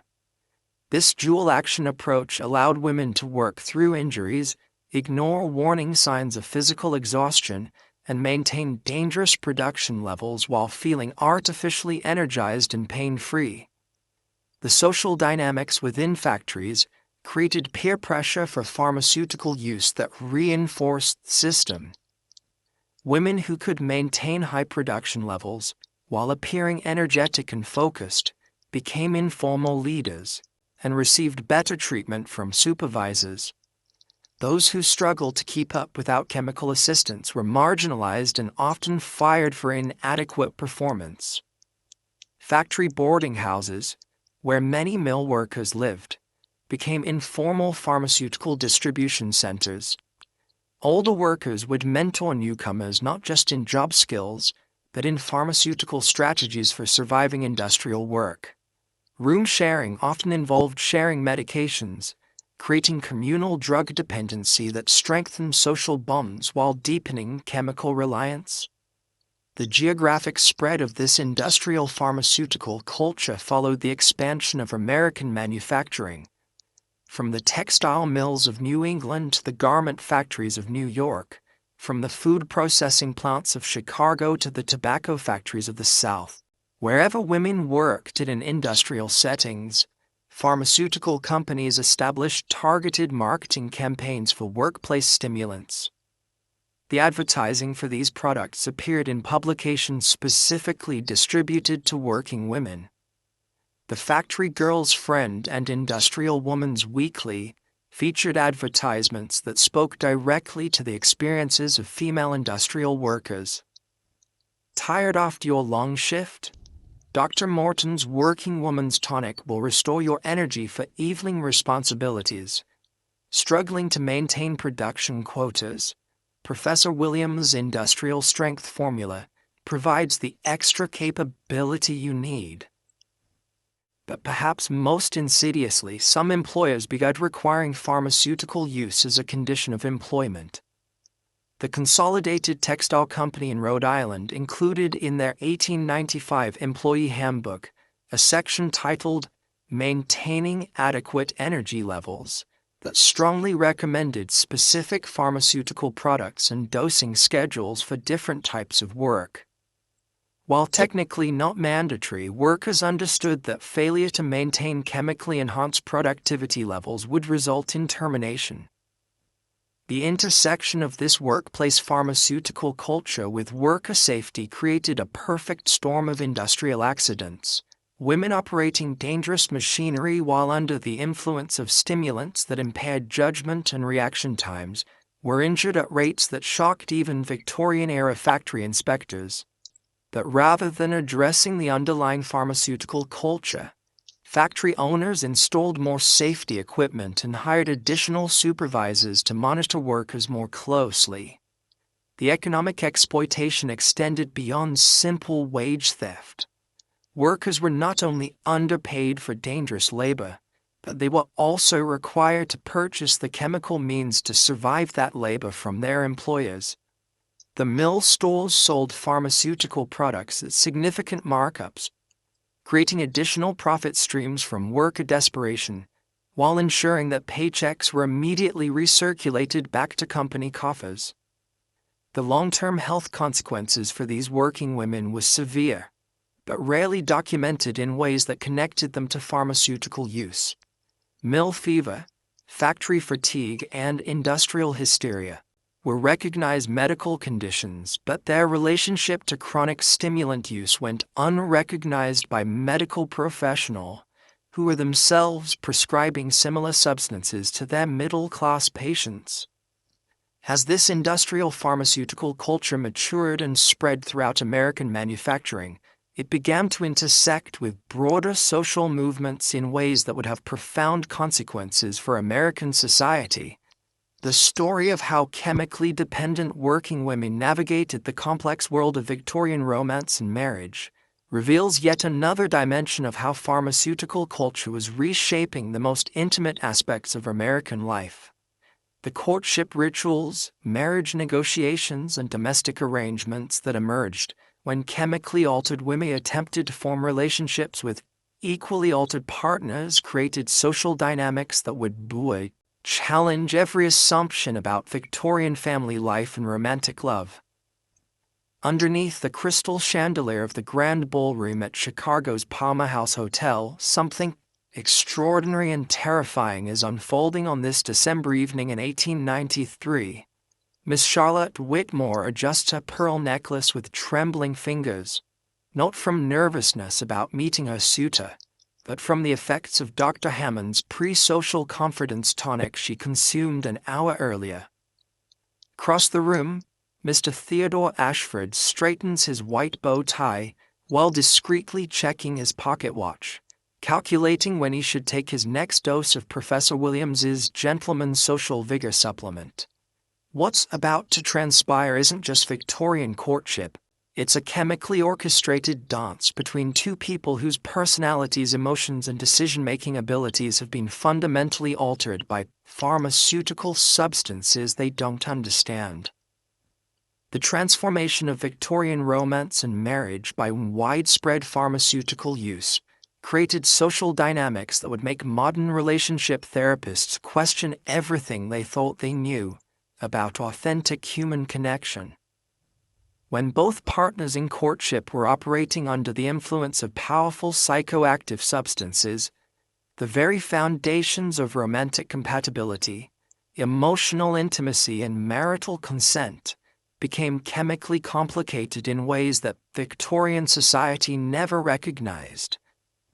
Charlotte's preparation for this evening began 3 days earlier, with what her mother called romantic readiness protocols. Mrs. Whitmore, following advice from Harper's Bazaar's Guide to Proper Courtship Preparation, had Charlotte begin a regimen of Dr. Pierce's favorite prescription for enhancing feminine charm and emotional availability. The medication, containing significant amounts of cocaine and alcohol, was designed to make women more socially engaging, emotionally expressive, and what the advertisements tactfully called romantically receptive. But Charlotte's pharmaceutical preparation extended far beyond simple mood enhancement.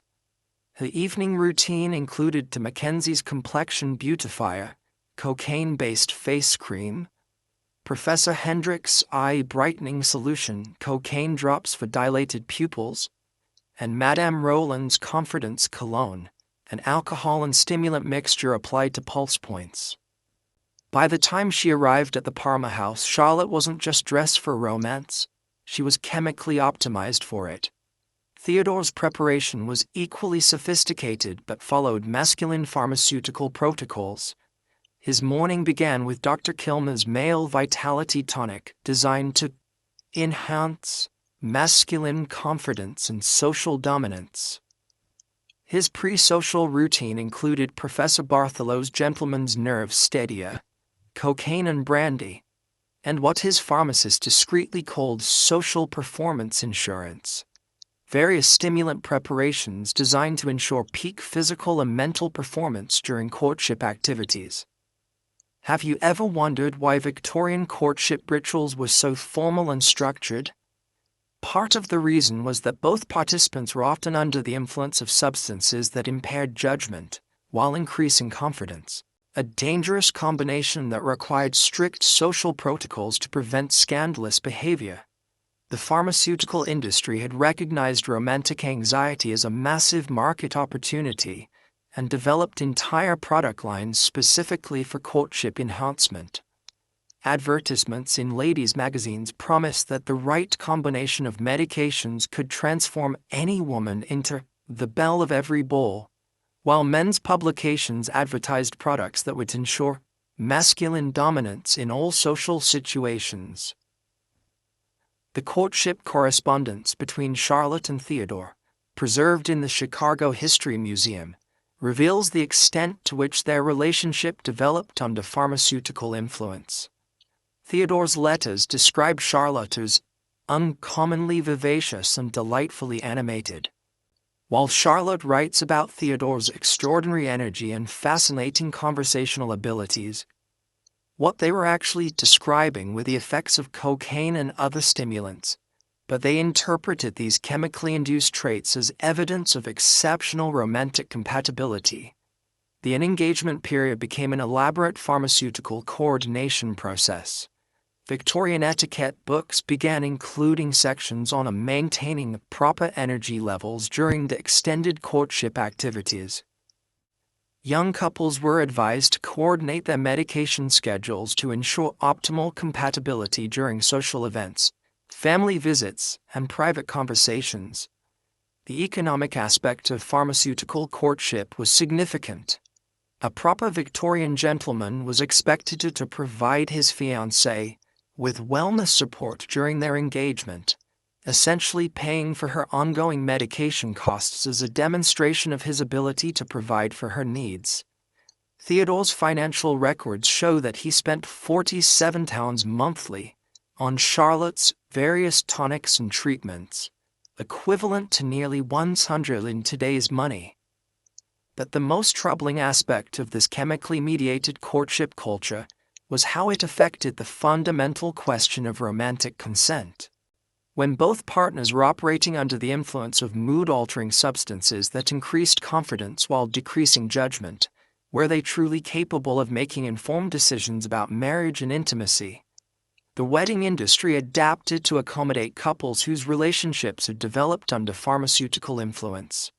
Wedding planning guides included detailed sections on maintaining romantic energy throughout extended celebration periods. Reception menus featured celebration tonics, designed to sustain the chemical states that had characterized the couple's courtship. Some wedding invitations even included discreet notations about the availability of refreshment assistance for guests who might need pharmaceutical support to enjoy the festivities appropriately. The marriage ceremony itself often involved pharmaceutical preparation rituals that went unrecognized by clergy and family members. Brides would take wedding day confidence tonics to manage anxiety and ensure appropriate emotional expression. Grooms consumed ceremony steadiness preparations to maintain composure during the formal proceedings. The couple exchanging vows were often chemically altered in ways that affected their mental state during one of the most important legal and emotional commitments of their lives. The honeymoon period created unique challenges for couples whose courtship had been sustained by pharmaceutical enhancement. Travel disrupted medication schedules. Unfamiliar environments made it difficult to maintain consistent dosing, and the stress of intimate cohabitation often revealed personality differences that had been masked by chemical alterations during courtship. The correspondence from newlywed couples during this era frequently describes what they called adjustment difficulties that we would now recognize as the challenges of maintaining a relationship when both partners were experiencing changes in their pharmaceutical regimens. Theodore wrote to his brother 3 weeks after his honeymoon. Charlotte seems quite different from the woman I courted. She is often tired, sometimes melancholy, and lacks the vivacious energy that so captivated me during our engagement. What Theodore was observing were the effects of Charlotte's disrupted medication schedule and possible withdrawal symptoms, but neither he nor she understood the connection between her changed demeanor and her pharmaceutical routine. Instead, they attributed these changes to the natural adjustments of married life and sought medical advice for what they perceived as Charlotte's declining health. The medical establishment's response to these marital adjustment disorders was predictably pharmaceutical. Doctors prescribed stronger medications, different combinations of drugs, and more frequent dosing schedules to help couples maintain the chemical states that had characterized their successful courtships. Rather than recognizing that relationships built on pharmaceutical foundations might be inherently unstable, physicians doubled down on chemical solutions to chemical problems.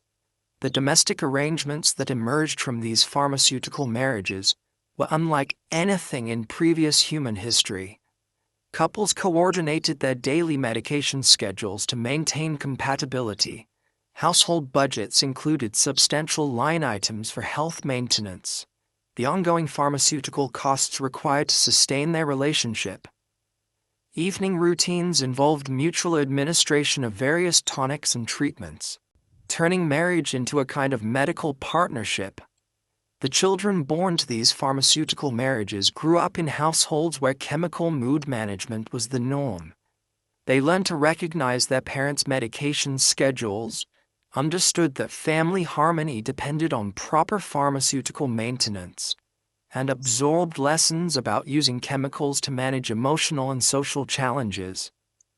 These children were being raised by parents whose personalities and emotional responses were chemically mediated, creating generational impacts that would shape American family culture for decades.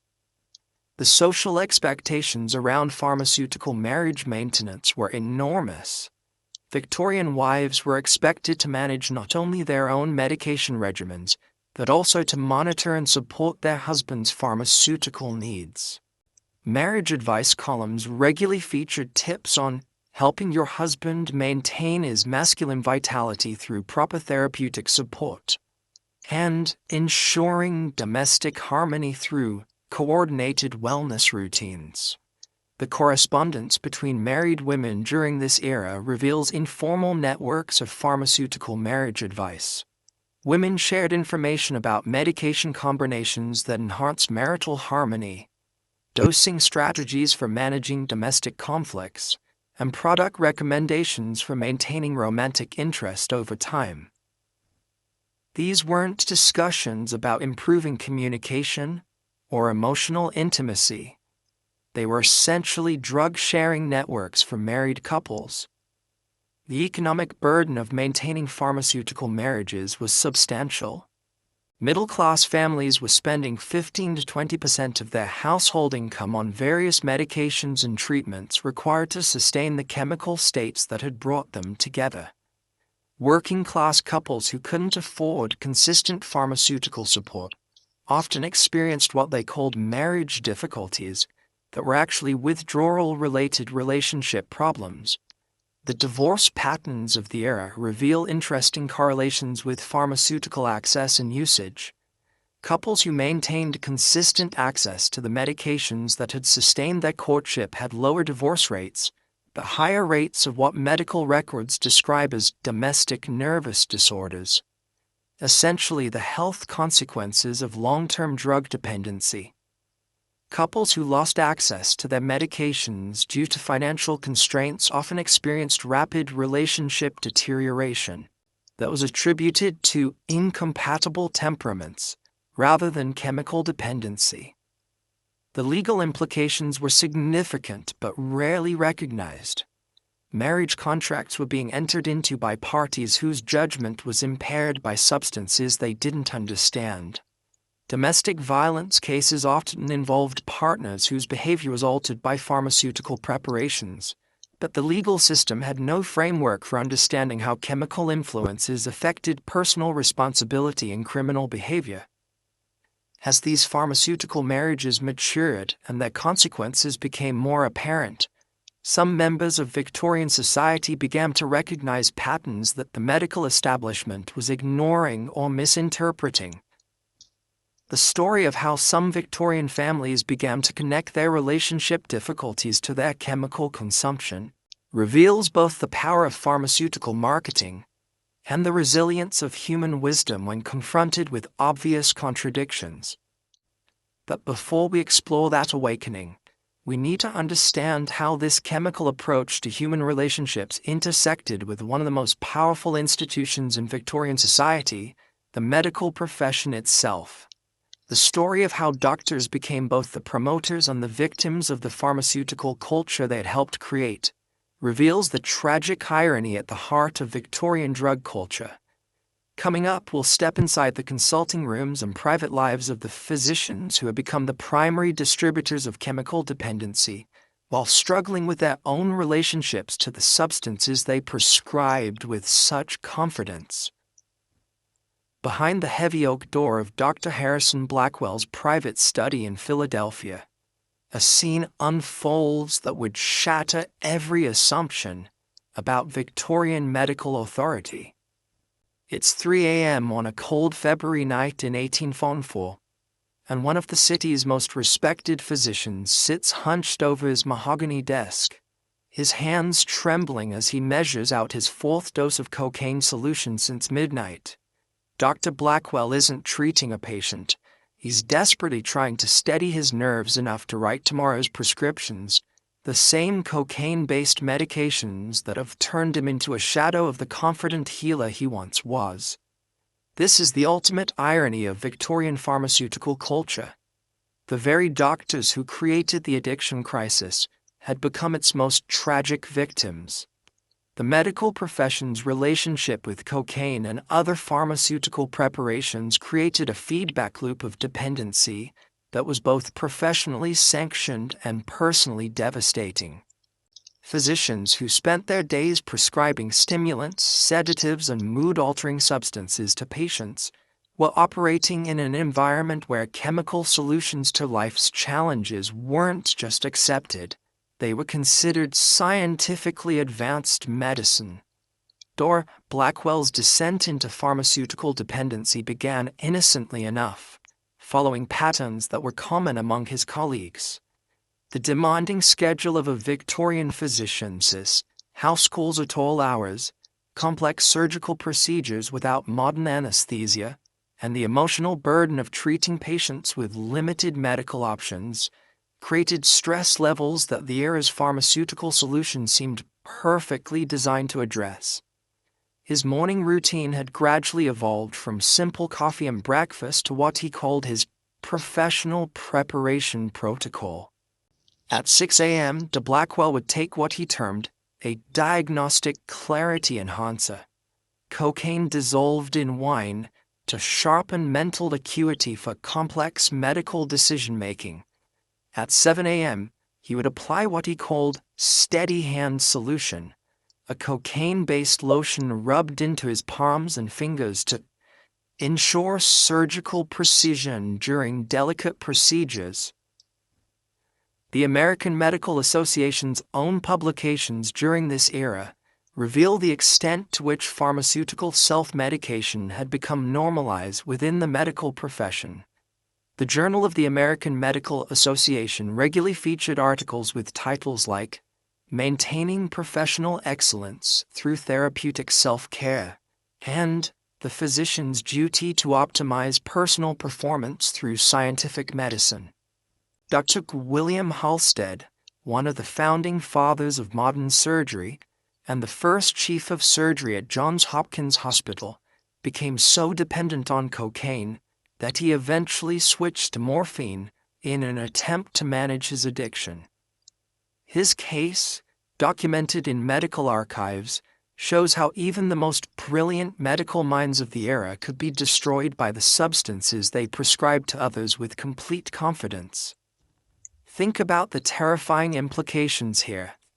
The doctors who were determining appropriate dosages, diagnosing conditions, and making life-or-death medical decisions were themselves operating under the influence of the same substances they were prescribing to their patients. The blind were quite literally leading the blind, and both groups were walking toward a cliff. The medical culture of the era actively encouraged pharmaceutical experimentation among physicians. Medical schools taught that doctors should personally test new medications to better understand their effects on patients. This professional duty to experience drugs firsthand created a generation of physicians who became inadvertent test subjects for the pharmaceutical industry. Dr. Blackwell's personal medical journals, preserved in the College of Physicians of Philadelphia archives, document his gradual realization that his therapeutic self-care had become something much more dangerous. His entries from early 1893 describe using cocaine solutions for enhanced diagnostic intuition and sustained surgical stamina. But by late 1893, his entries reveal a man who was consuming cocaine multiple times daily and had begun experiencing what he euphemistically called professional performance regularities. The peer pressure within medical circles to maintain chemically enhanced performance levels was intense. Physicians who could work longer hours, perform more complex procedures, and maintain higher energy levels gained professional prestige and larger patient loads. Those who relied solely on natural stamina and mental clarity were increasingly viewed as old-fashioned or inadequately committed to modern medical excellence. The economic incentives for physician pharmaceutical use were substantial. Drug companies offered doctors generous discounts on personal purchases of the same medications they prescribed to patients. Some pharmaceutical firms provided professional courtesy samples that allowed physicians unlimited access to new products. The relationship between medical practice and pharmaceutical consumption had become financially intertwined in ways that made objective evaluation of these substances nearly impossible. The correspondence between Victorian physicians reveals informal networks of what we would now recognize as prescription drug sharing and abuse. Dr. Blackwell's letters to colleagues include coded discussions of professional enhancement strategies and therapeutic optimization techniques that were essentially sophisticated drug trading arrangements between medical professionals.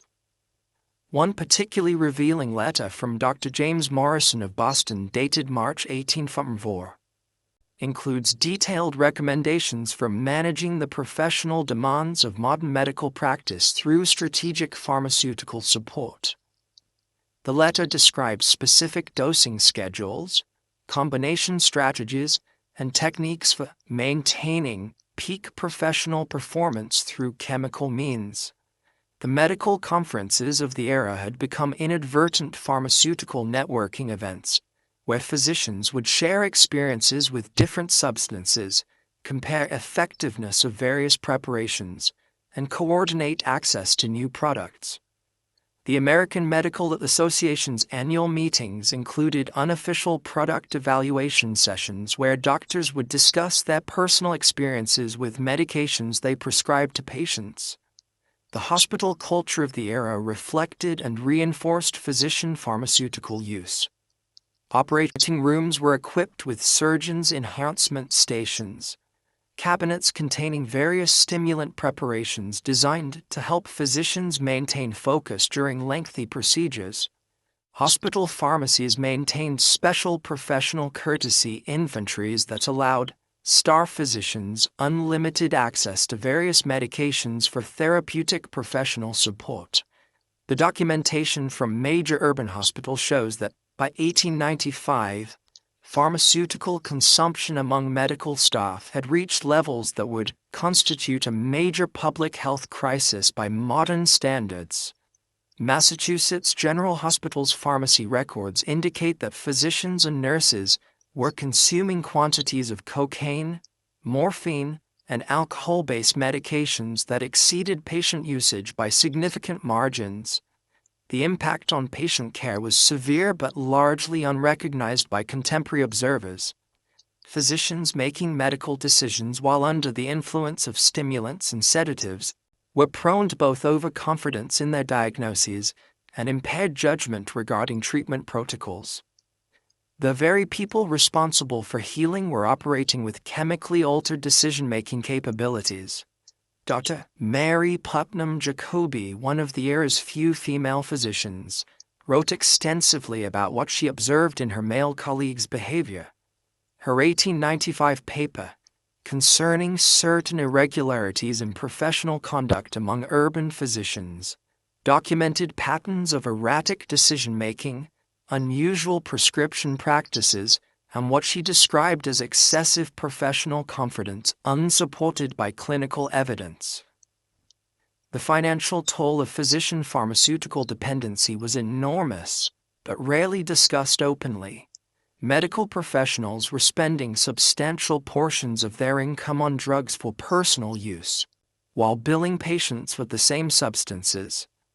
Dr. Blackwell's financial records show that he was spending nearly 30% of his professional income on what he categorized as professional development supplies, essentially his personal drug consumption. The family lives of these chemically dependent physicians were profoundly affected by their professional pharmaceutical culture. Medical families normalized chemical solutions to stress, fatigue, and emotional challenges because the head of household was a medical authority who endorsed these approaches both professionally and personally. The children of physicians during this era grew up in households where pharmaceutical solutions to life's problems were not just accepted, but professionally validated. They learned to associate medical authority with chemical intervention and absorbed lessons about using substances to optimize performance and manage difficulties. The wives of addicted physicians occupied a particularly tragic position in Victorian society. They were married to men whose professional reputations depended on maintaining appearances of medical competence, while their personal lives were increasingly dominated by chemical dependency. These women often became enablers and managers of their husbands' pharmaceutical habits, while maintaining social facades of professional respectability. The medical establishment's response to growing evidence of physician pharmaceutical problems was predictably denial and rationalization. Rather than questioning the safety of substances that were clearly causing problems among medical professionals, the organized medicine community attributed physician difficulties to excessive professional dedication and the natural stresses of advanced medical practice. The pharmaceutical companies encouraged physician dependency through increasingly sophisticated marketing approaches. They created professional development programs that were essentially chemical dependency maintenance systems disguised as continuing medical education. They offered research opportunities that provided physicians with unlimited access to experimental substances for professional evaluation purposes. As the 1890s progressed, some physicians began to recognize the contradictions between their professional roles as healers and their personal relationships with the substances they prescribed. But challenging a system that had become so deeply embedded in medical culture would require more than individual recognition. It would require organized resistance from within the medical establishment itself. The story of how some Victorian physicians began to question and resist the pharmaceutical culture they had helped create reveals both the power of professional peer pressure and the courage required to challenge established medical orthodoxy when profits, careers, and social standing were all invested in maintaining the status quo. But this medical awakening was about to intersect with a broader social phenomenon that would shake the foundations of Victorian society, the emergence of organized resistance from the very women who had been the primary targets of pharmaceutical marketing. Their fight for recognition and reform would challenge not just medical practice but the entire economic and social structure that had made the Victorian drug crisis possible. In the flickering gaslight of her modest Brooklyn parlor, something revolutionary is stirring as Mrs. Frances Willard sets down her pen, after writing what would become one of the most dangerous documents in Victorian America. The date is September 12, 1895, and the president of the Women's Christian Temperance Union has just completed a letter that will challenge the very foundations of American pharmaceutical culture. But this isn't the gentle temperance activism that polite society expects from respectable ladies. This is the beginning of an underground resistance movement that will expose the greatest medical scandal of the 19th century, and the women leading it are fighting not just against alcohol, but against an entire system that has turned their gender into unwitting drug addicts while calling it health care. The awakening of Victorian women to their systematic pharmaceutical exploitation didn't happen overnight, but when it began, It spread with the intensity of wildfire through dry prairie grass.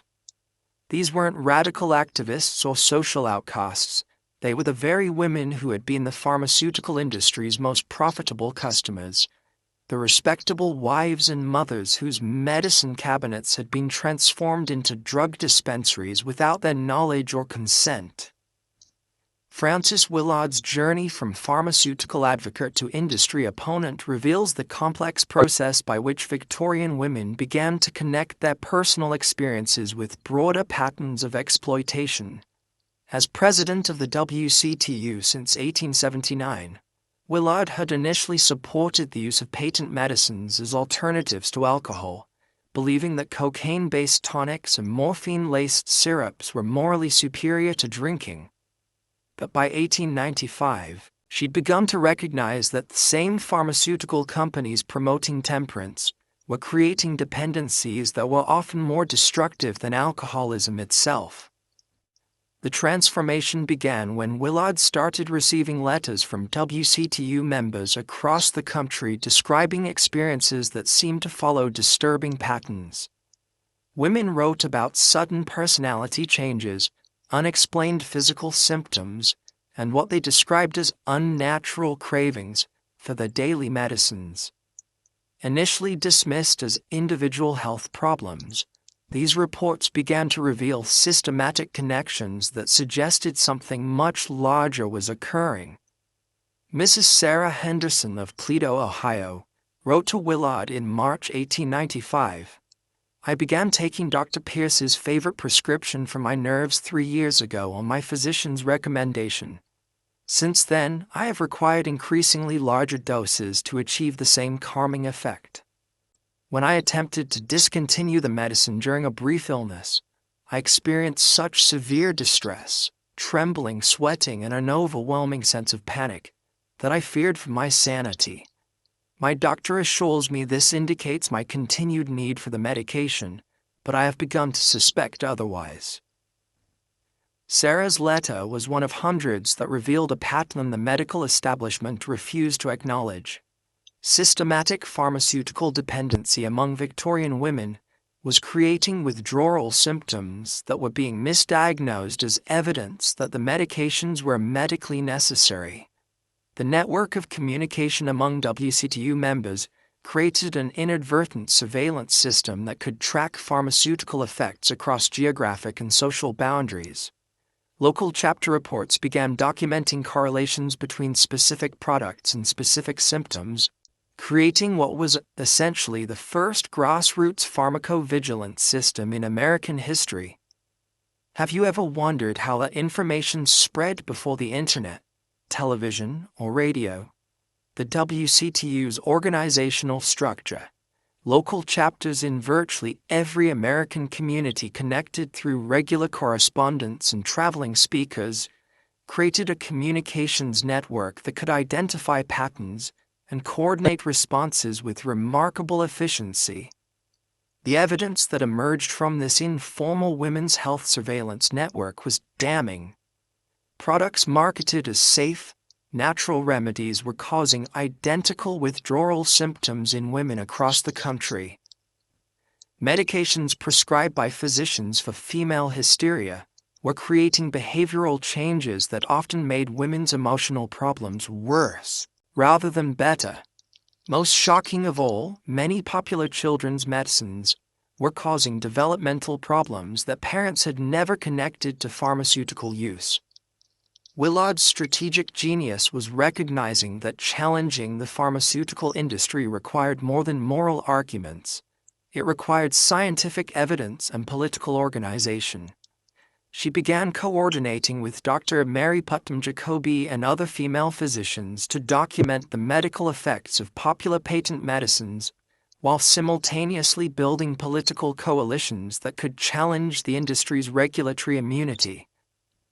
The Women's Crusade Against Patent Medicine Dependency, launched formally in 1896, represented one of the first organized challenges to pharmaceutical industry power in American history.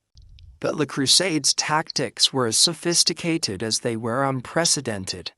Rather than simply protesting against drug companies, The WCTU created alternative information networks that could bypass the pharmaceutical industry's control over medical communication.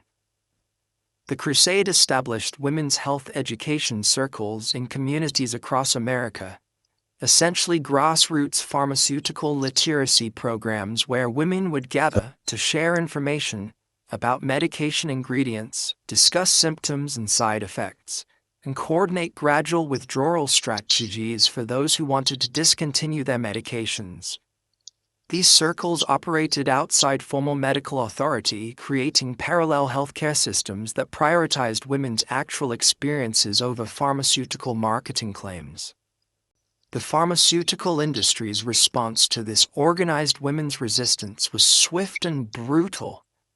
Companies launched advertising campaigns that portrayed WCTU activists as hysterical women whose emotional instability made them unreliable sources of medical information.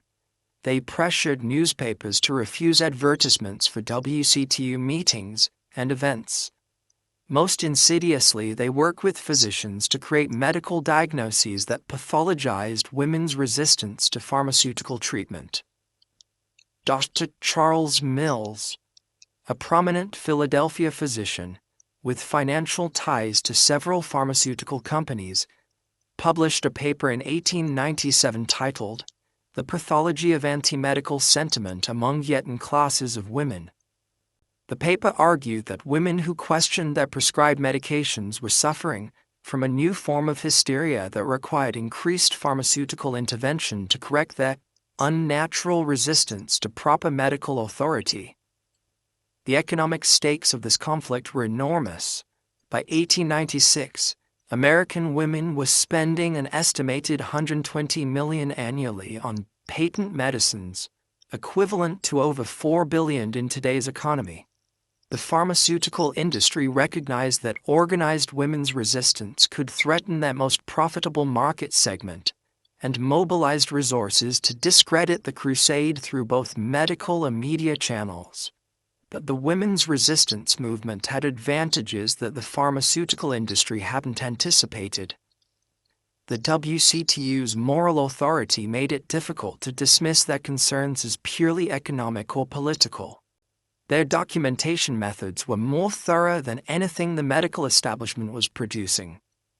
Most importantly, they had access to information about pharmaceutical effects that was unavailable to anyone else. The daily, intimate experiences of thousands of women using these products. The underground pharmaceutical resistance network that emerged during this period was remarkably sophisticated. Women developed coded language for discussing withdrawal strategies in public settings. They created informal distribution systems for information about gradual medication reduction. They established support networks for women attempting to discontinue pharmaceutical dependency, essentially creating the first addiction recovery programs in American history.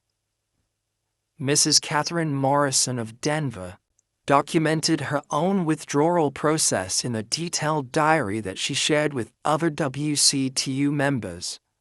Her entries described the physical and emotional challenges of discontinuing medications she had used for 5 years, but also the gradual return of mental clarity and emotional stability she'd forgotten she once possessed.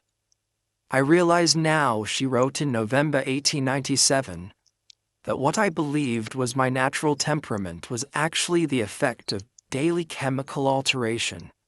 I am discovering who I actually am beneath the pharmaceutical mask I have worn for so long.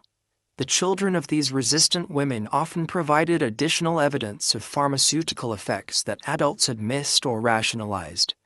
Kids noticed when their mothers' personalities changed after taking medications, when their energy levels became artificially elevated or depressed, when their emotional responses became chemically exaggerated. These observations, documented in family letters and diaries, provided compelling evidence that pharmaceutical effects were more obvious to unmedicated observers than to users themselves. The geographical spread of women's pharmaceutical resistance followed existing social reform networks. that created new patterns of political organization. Rural women, who had less access to physicians and therefore more autonomy over their medical decisions, often became early adopters of pharmaceutical resistance strategies. Urban women, more subject to medical authority but also more connected to reform movements, became the organizational centers for resistance activities. The class dynamics of pharmaceutical resistance were complex and revealing. Wealthy women had greater access to expensive pharmaceutical preparations, but also more social pressure to maintain chemically enhanced appearances and behaviors. Working-class women had less access to medications but also less social expectation to use chemicals to manage normal human emotions and physical challenges. The documentation from this resistance movement reveals how Victorian women were developing analytical frameworks for understanding pharmaceutical exploitation that wouldn't be formally recognized by medical institutions for decades. They identified the role of marketing in creating artificial health anxieties. They recognized how chemical dependency was being disguised as medical necessity. They understood that pharmaceutical companies were profiting from creating and maintaining problems rather than solving them. The international dimension of women's pharmaceutical resistance was remarkable. WCTU chapters in Britain, Canada, and Australia began coordinating with American activists to share information about pharmaceutical effects and resistance strategies. This created one of the first international women's health advocacy networks, focused specifically on challenging pharmaceutical industry power across national boundaries. As this grassroots resistance movement gained momentum and documentation, it began to attract attention from unexpected allies within the medical establishment, journalism, and even government. But the pharmaceutical industry was simultaneously mobilizing resources to discredit women's resistance and maintain their profitable market dominance. The collision between organized women's resistance and pharmaceutical industry power was about to create one of the most significant public health confrontations in American history. The story of how this conflict played out would reshape not only medical practice but also women's political power and the role of corporate accountability in American society. The next phase of this confrontation would move from private parlors and church meetings into the public arena, where the stakes would become not just personal health, but the fundamental question of who had the authority to define women's medical needs and determine their access to accurate information about the substances they consumed daily. Emerging from the shadows of backroom meetings and whispered conversations, a different kind of Victorian entrepreneur was about to transform the American pharmaceutical landscape in ways that would make legitimate businessmen shudder. Meet Mrs. John Josephine Diamond Jo Murphy, who operated what appeared to be an elegant tea shop on Chicago's North Side, but was actually running one of the most sophisticated drug trafficking operations in American history. The year is 1897, and while proper society debates the morality of patent medicines, Diamond Jo has recognized that the real money lies not in legal pharmaceutical sales, but in serving the countless Victorian women whose doctor-prescribed medications have stopped providing relief. Women who need stronger doses, different combinations, and substances that no respectable physician would ever prescribe. The emergence of an underground pharmaceutical economy was the inevitable result of a medical system that had created massive chemical dependency while maintaining strict moral boundaries around what constituted proper medication. When legal pharmaceutical products could no longer satisfy the tolerance levels of long-term users, and when social expectations made it impossible for respectable women to openly acknowledge their chemical needs, alternative distribution networks filled the gap with ruthless efficiency. Diamond Jo's operation reveals the sophisticated business model that emerged to serve Victorian women's unacknowledged pharmaceutical needs. Her refined ladies' tea emporium was strategically located in a respectable neighborhood where wealthy women could visit without compromising their social standing. The front of the establishment sold legitimate tea blends and social refreshments, but the real business occurred in private consultation rooms where customers could discuss their specific wellness requirements with Joe's trained associates. The pricing structure was brilliant in its exploitation of Victorian social dynamics. Legal patent medicines cost 50 cents to $2 per bottle, but Diamond Joe's specialized preparations commanded $10 to $20 per dose, equivalent to $300–750 in today's money. The astronomical markup was justified by the discretion, customization, and guaranteed potency that legal pharmaceutical companies couldn't provide. Joe's customer base reads like a who's who of Chicago society, but with a dark twist that reveals the hidden desperation beneath Victorian respectability. Mrs. Catherine Armour, wife of the meat-packing magnate, was a regular customer for what Joe discreetly called energy maintenance compounds. Mrs. George Pullman, the railroad heiress, required specialized preparations for what she described as social performance anxiety. These weren't desperate addicts in the traditional sense. They were respectable ladies whose pharmaceutical needs had evolved beyond what legal medicine could provide. The product development in Joe's operation was surprisingly sophisticated. She employed what she called pharmaceutical consultants, often former pharmacists or medical students who had been expelled or discredited, to create custom formulations based on individual customer requirements. The laboratory hidden in the tea shop's basement produced preparations that were more potent, more precisely targeted, and more carefully quality controlled than many legal pharmaceutical products. Have you ever wondered how illegal drug markets develop their expertise? Diamond Joe's operation shows how legitimate pharmaceutical knowledge inevitably flows into underground markets when legal systems fail to meet existing demand, a pattern we've seen repeated throughout history. The delivery system that evolved around Joe's operation was a masterpiece of Victorian discretion. Customers would schedule tea consultations, during which they would receive their pharmaceutical supplies disguised as specialty tea blends, cosmetic preparations, or household products. The packaging was indistinguishable from legitimate luxury goods, allowing women to transport and store illegal substances without arousing suspicion from family members or domestic staff. The geographic network that Diamond Joe established extended far beyond Chicago. By 1898, she was coordinating with similar operations in New York, Boston, Philadelphia, and San Francisco, creating what was essentially America's first organized pharmaceutical trafficking syndicate. The operations were connected through coded correspondence, coordinated pricing structures, and shared supplier relationships that demonstrated remarkable business sophistication. The supplier relationships reveal how underground pharmaceutical networks exploited weaknesses in the legal drug distribution system. Joe's operation purchased raw materials from the same chemical companies that supplied legitimate pharmaceutical manufacturers, often through intermediaries who created fictional medical practices and research institutions to justify their purchases. The same cocaine, morphine, and other substances being used in legal medicines were being diverted into illegal markets through paperwork manipulation rather than theft.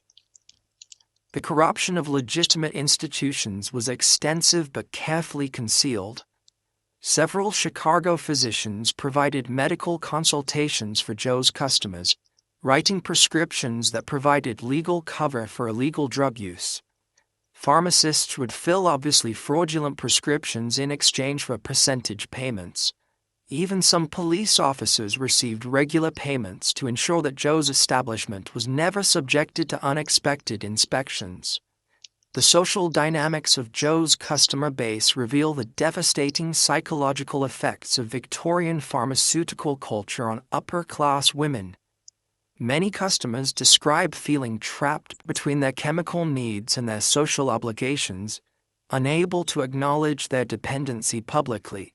While increasingly desperate for pharmaceutical relief privately, Joe's establishment became a kind of therapy center where women could openly discuss their drug use, share experiences, and receive non-judgmental support for problems they couldn't mention anywhere else. The customer testimonials from Joe's operation, preserved in police files from her eventual arrest, provide heartbreaking insights into the human cost of Victorian pharmaceutical culture. "I have not felt like myself without my morning preparation for 3 years," wrote one customer. "My family believes I am the perfect wife and mother, but I know I am simply a chemical creation. Yet when I attempt to return to my natural state, I become someone no one can tolerate, including myself." The pricing psychology of Joe's operation exploited Victorian women's complicated relationship with money and morality. The high cost of her products actually increased their appeal among wealthy customers, who interpreted the expensive prices as evidence of superior quality and exclusive access. The financial sacrifice required to maintain their pharmaceutical habits became a form of self-punishment that helped customers rationalize their chemical dependency as a kind of moral suffering. The security measures Joe employed reveal the constant threat of exposure that hung over underground pharmaceutical operations. Her establishment used elaborate code systems for discussing products and transactions. Regular customers were assigned identification numbers rather than using their real names. Payment was often made through third-party intermediaries to avoid creating direct financial connections between customers and the operation. The competition between different underground pharmaceutical operations was fierce and sometimes violent. Joe's success attracted imitators who lacked her sophisticated discretion on quality control, leading to territorial disputes and attempts at industrial sabotage. The underground pharmaceutical market was becoming increasingly organized and competitive, with different operations specializing in different customer demographics and product categories. The law enforcement response to underground pharmaceutical trafficking was hampered by the social status of the customers and the complexity of determining which substances were actually illegal. Many of Joe's products contained the same active ingredients as legal patent medicines, just in higher concentrations or different combinations. Police had difficulty distinguishing between legitimate medical use and illegal trafficking when both involved the same basic substances. The political protection that underground pharmaceutical operations enjoyed came from their customer base, rather than traditional criminal corruption. When the wives and daughters of judges, legislators, and prominent businessmen were customers, law enforcement faced enormous pressure to avoid investigations that might expose their pharmaceutical activities. The underground drug trade was protected by the same social respectability that the legal pharmaceutical industry exploited. The international connections of Joe's operation were remarkably sophisticated. She maintained supplier relationships with pharmaceutical manufacturers in Germany and Switzerland, importation arrangements through Canadian intermediaries, and coordination agreements with similar operations in London and Paris. The underground pharmaceutical trade had become an international business network that operated alongside but separate from legal commercial relationships. The documentation methods used by underground pharmaceutical operations were necessarily different from legitimate businesses, but they were often more accurate in tracking actual customer effects and satisfaction.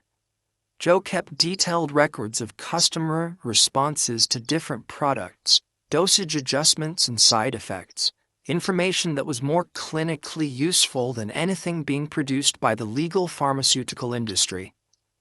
As Diamond Joe's operation grew larger and more profitable, it began to attract attention not just from law enforcement but from the legitimate pharmaceutical companies whose market share it was stealing. The story of how legal and illegal drug businesses began to conflict and compete reveals the complex relationship between pharmaceutical regulation and criminal enterprise. But the underground pharmaceutical economy was about to intersect with broader social forces that would transform both legal and illegal drug markets in ways that no one anticipated. The collision between underground trafficking networks, women's reform movements, and emerging government regulatory power was about to create the framework for modern American drug policy. Our next chapter reveals how the very existence of sophisticated illegal pharmaceutical networks became a powerful argument for increased government regulation, and how the criminal enterprises that emerged from Victorian pharmaceutical culture would ultimately help create the legal and institutional frameworks that still govern American drug policy today. Through the straw corridors of the newly constructed Johns Hopkins Hospital, a different kind of medical crisis was beginning to unfold as the 19th century drew to a close. To William Osler, one of America's most respected physicians, stared in bewilderment at the patient chart scattered across his desk. Dozens of women from Baltimore's finest families, all exhibiting symptoms that defied every established medical category. They trembled without fever, wept without cause, and begged for medications with an urgency that seemed to transcend normal medical need.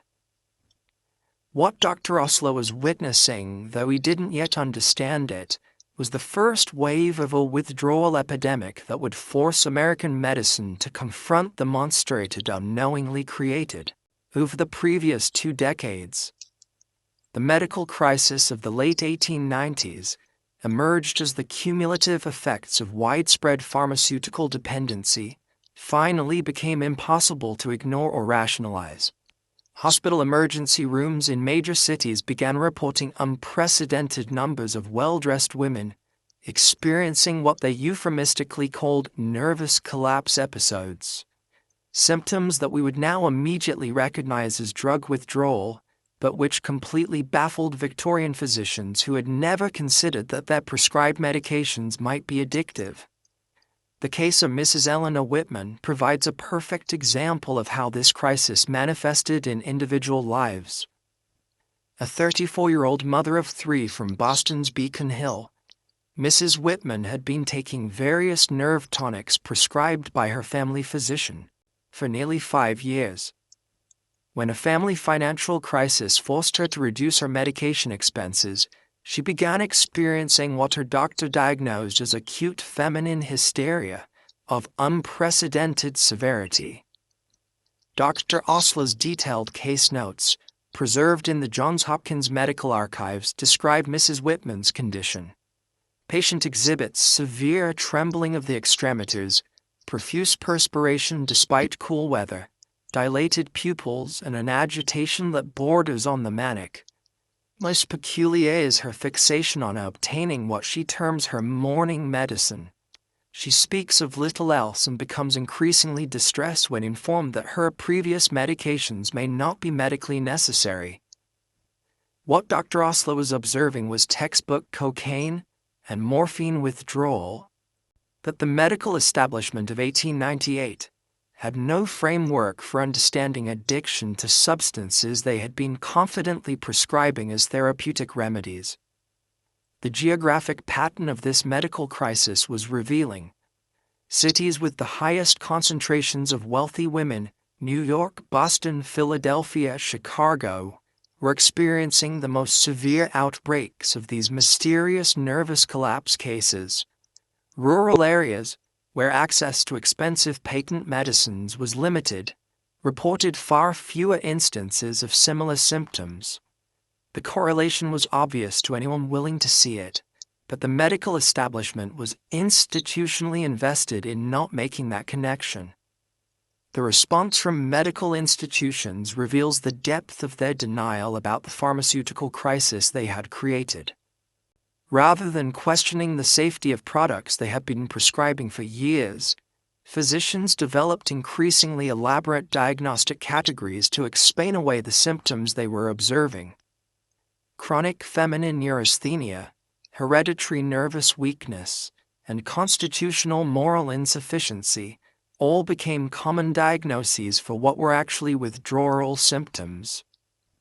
The Johns Hopkins Hospital records show that by 1890, nearly 40% of their female patients were being treated for conditions that would now be classified as substance dependency or withdrawal. But the official medical interpretation was that American women were experiencing an epidemic of nervous disorders that required more intensive pharmaceutical intervention, not less. Think about the tragic irony here. The medical solution to problems caused by pharmaceutical dependency was more pharmaceuticals.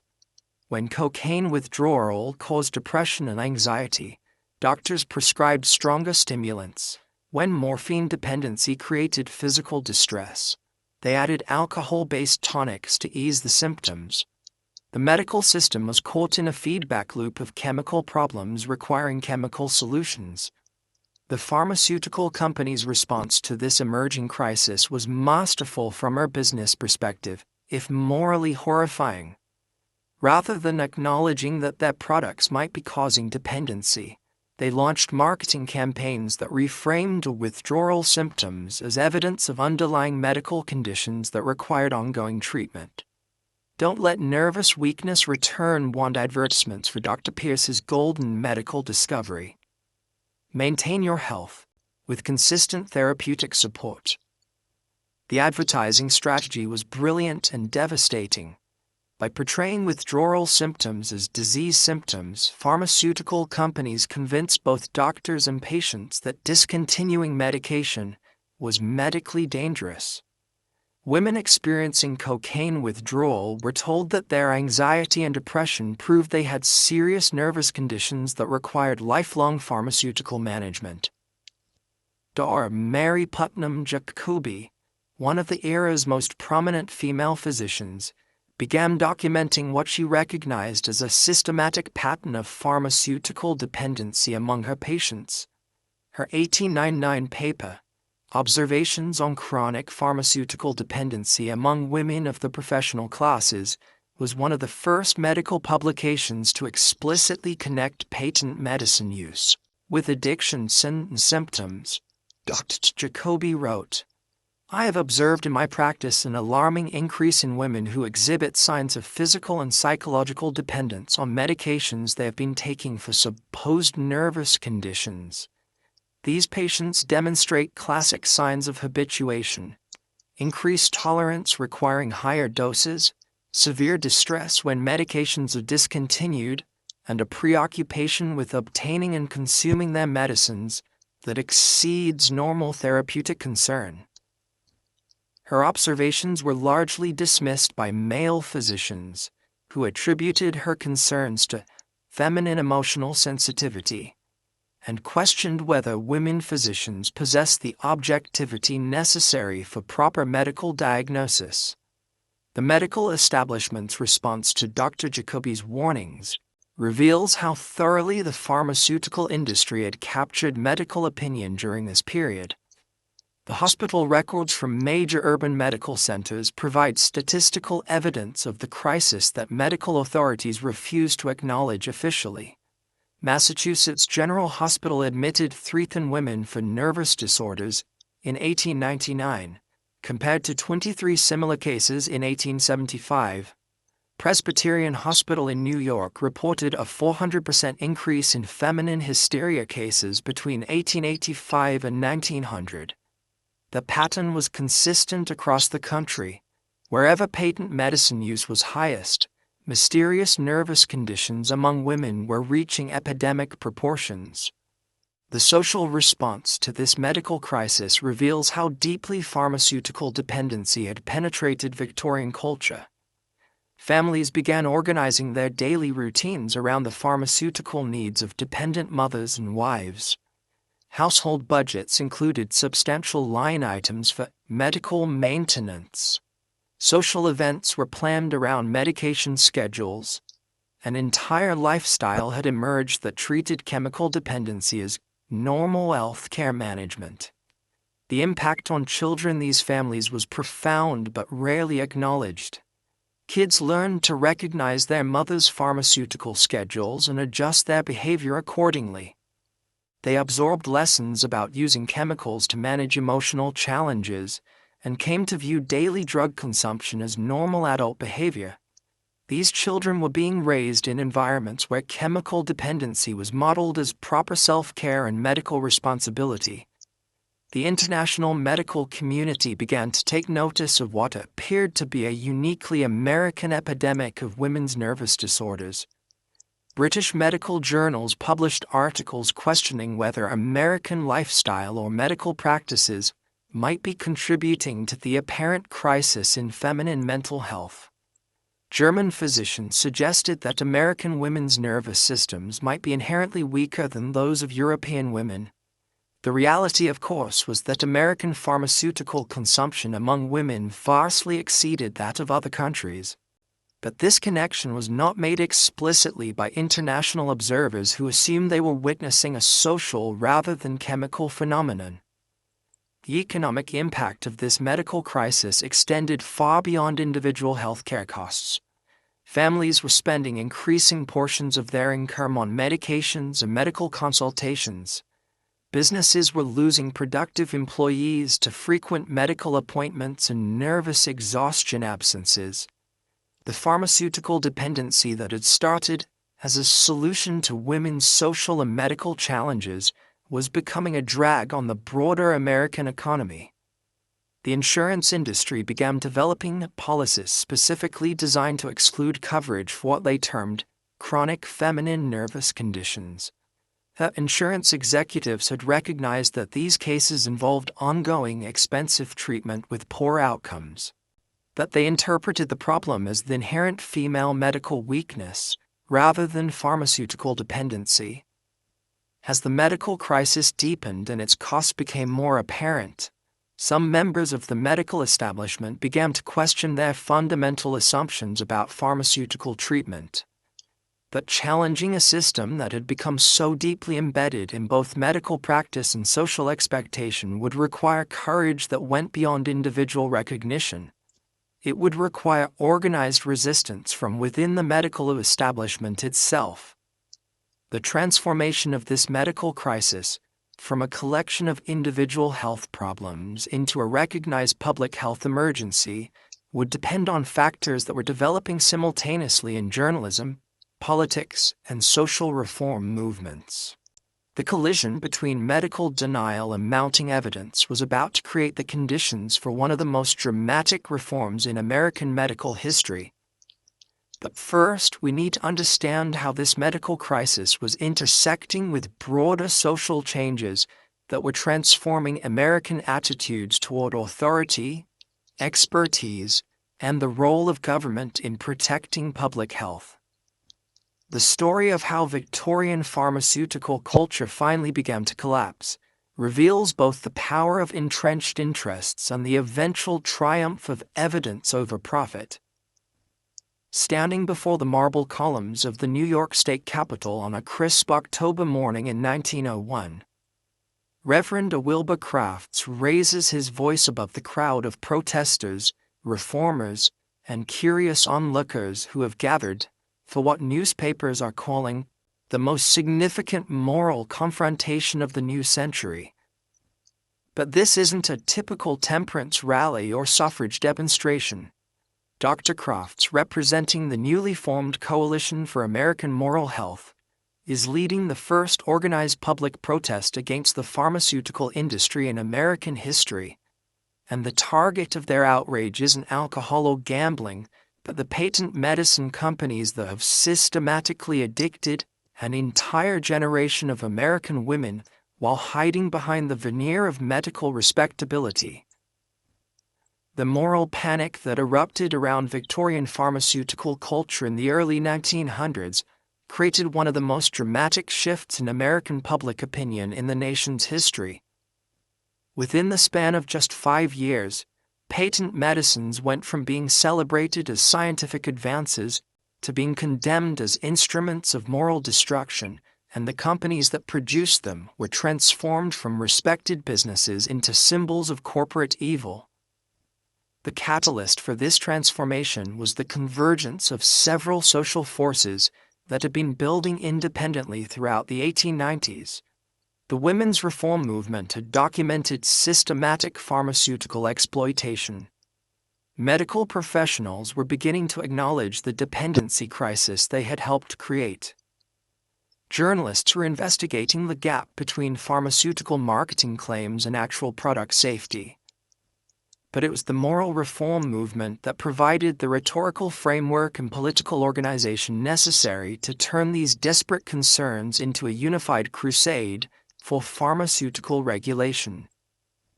Dr. Crafts and his coalition understood something that other critics of patent medicines had missed. The American public would respond more strongly to moral arguments than to medical or economic ones. By reframing pharmaceutical dependency as a moral crisis rather than a health crisis, the Coalition for American Moral Health created a political coalition that included religious leaders, women's rights activists, physicians, and middle-class families who were witnessing the effects of pharmaceutical culture in their own communities.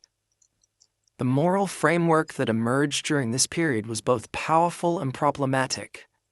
On one hand, it provided the political energy necessary to challenge the pharmaceutical industry's political and economic power. On the other hand, it stigmatized the victims of pharmaceutical dependency by portraying them as morally weak, rather than recognizing them as targets of systematic exploitation. The rhetorical strategy employed by moral reformers was sophisticated and emotionally compelling. They didn't just argue that patent medicines were medically dangerous. They argued that pharmaceutical dependency was destroying the moral foundation of American family life.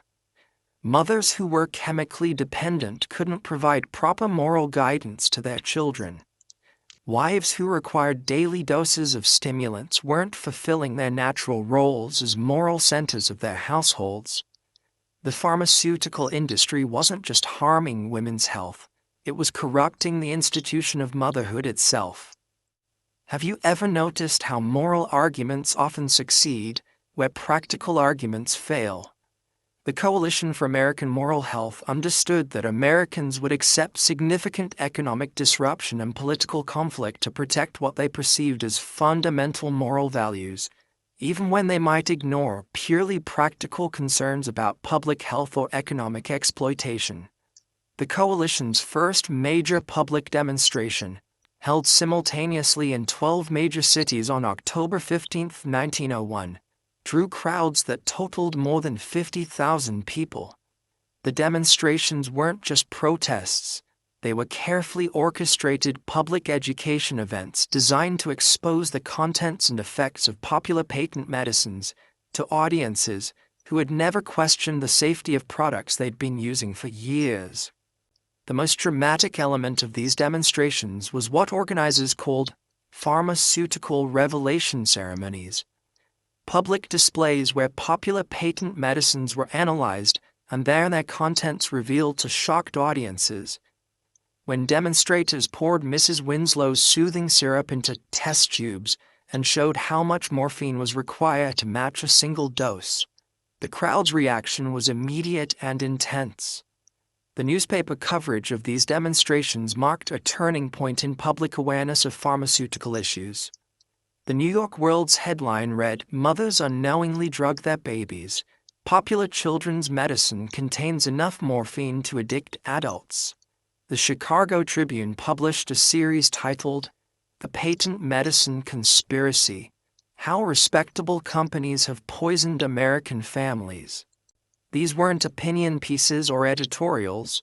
They were investigative news stories that treated pharmaceutical dependency as a major public scandal. The political response to this moral panic was swift, but complicated by the economic and political power of the pharmaceutical industry. Companies like Lydia Pinkham's and De Pierce's employed thousands of workers and generated millions in tax revenue. Many newspapers depended on patent medicine advertising for their financial survival. Politicians had received substantial campaign contributions from pharmaceutical companies for decades. But the moral coalition had advantages that previous critics of patent medicines had lacked. They had organized support from religious institutions across the country, They had documentation of pharmaceutical effects that was more comprehensive than anything the industry had produced.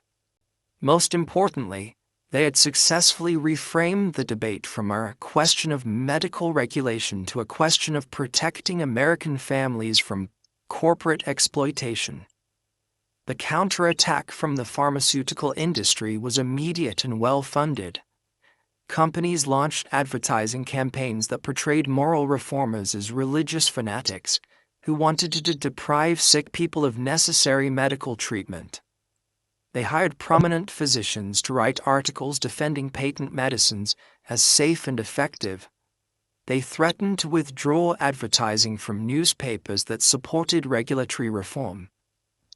The industry's most effective argument was that government regulation of patent medicines would interfere with Americans' freedom to make their own medical decisions. This libertarian argument resonated with many people who were suspicious of government power that hadn't fully understood the implications of unregulated pharmaceutical marketing. The battle for public opinion during this period reveals the sophisticated propaganda techniques that both sides employed. The Coalition for American Moral Health organized speaking tours where reformed pharmaceutical users would share their experiences with addiction and recovery. The pharmaceutical industry sponsored medical conferences where physicians would present research supporting the safety of popular products. The children's angle proved to be the most politically powerful aspect of the moral reformers' argument. When the coalition documented that products marketed specifically for infants and toddlers contained enough narcotics to addict adults, public opinion shifted dramatically against the pharmaceutical industry. The idea that respected companies were systematically drugging children for profit was more shocking to the American public than evidence of adult pharmaceutical dependency. The economic arguments that emerged during this period were as compelling as the moral ones. Families were spending enormous portions of their household budgets on pharmaceutical products that were creating rather than solving health problems. Businesses were losing productivity due to employees' pharmaceutical-related health issues. Insurance companies were paying increasing amounts for medical treatment of conditions that were actually caused by patent medicine use. The international dimension of this moral panic was significant. European observers had been commenting on Americans' unusual pharmaceutical consumption patterns for years.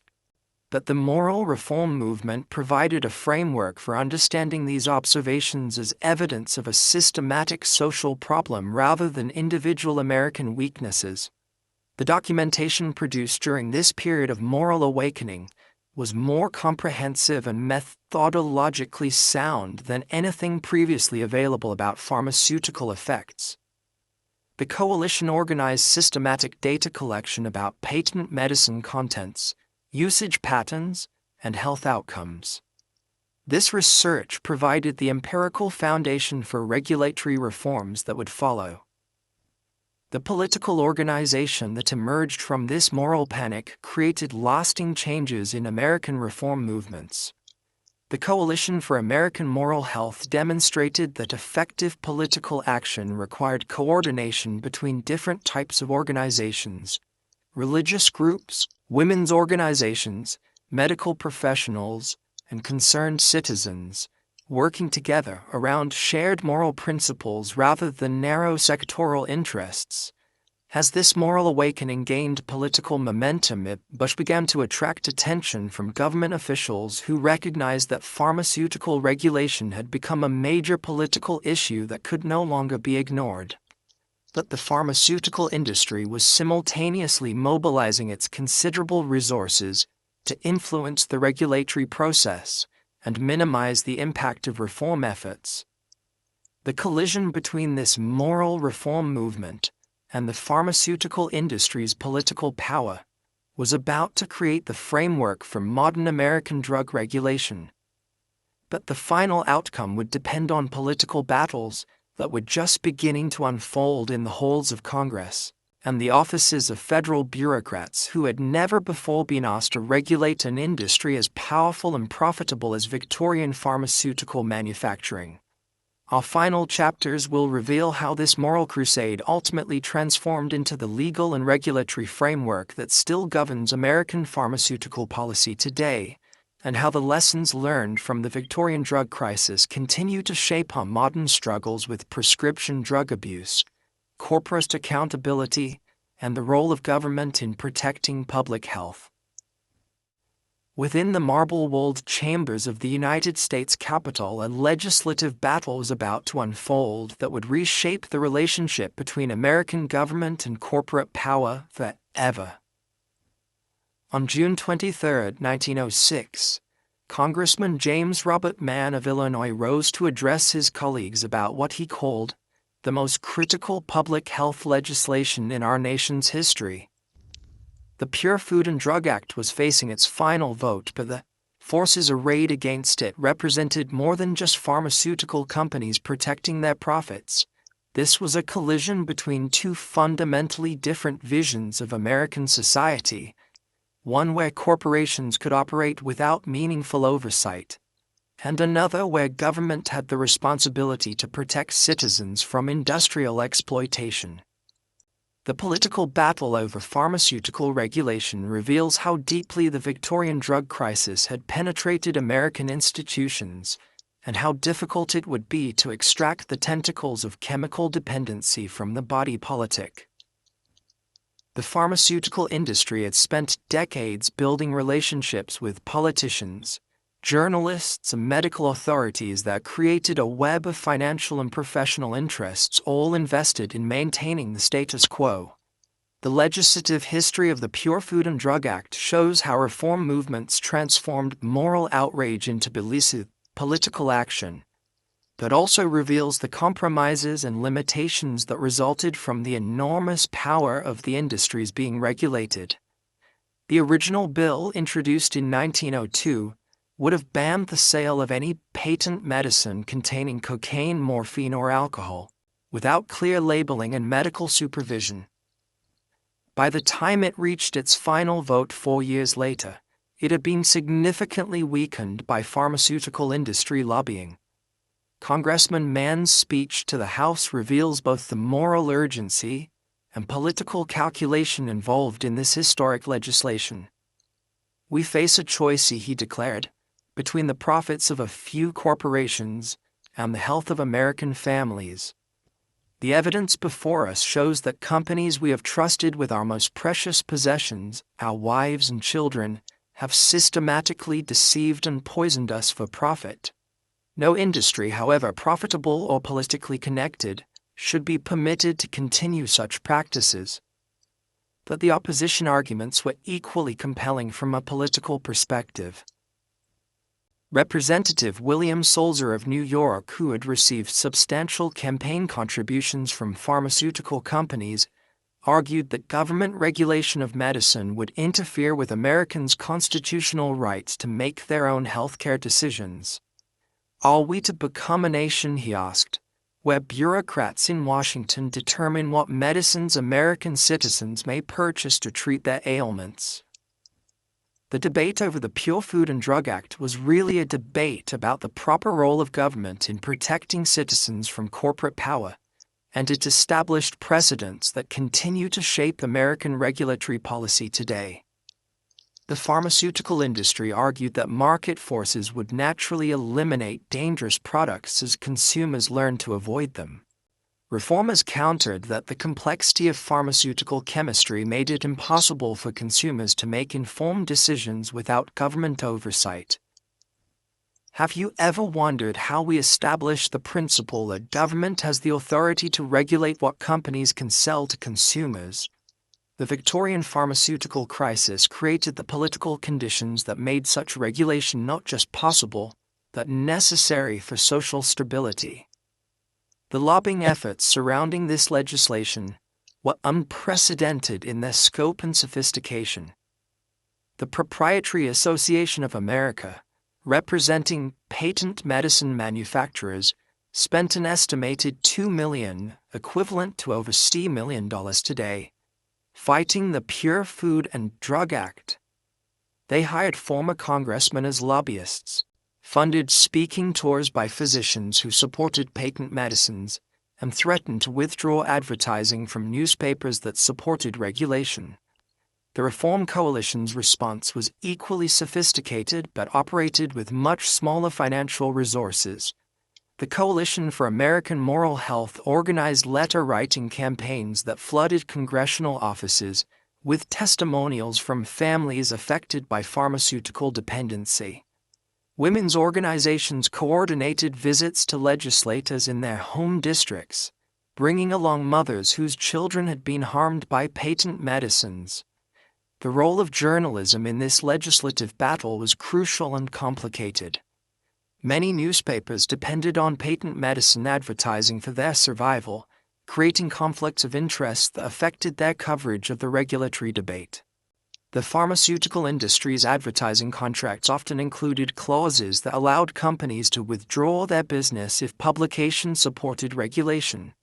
But a new generation of investigative journalists led by Samuel Hopkins Adams of Collier's Weekly began exposing the financial relationships between pharmaceutical companies and the media outlets that covered them.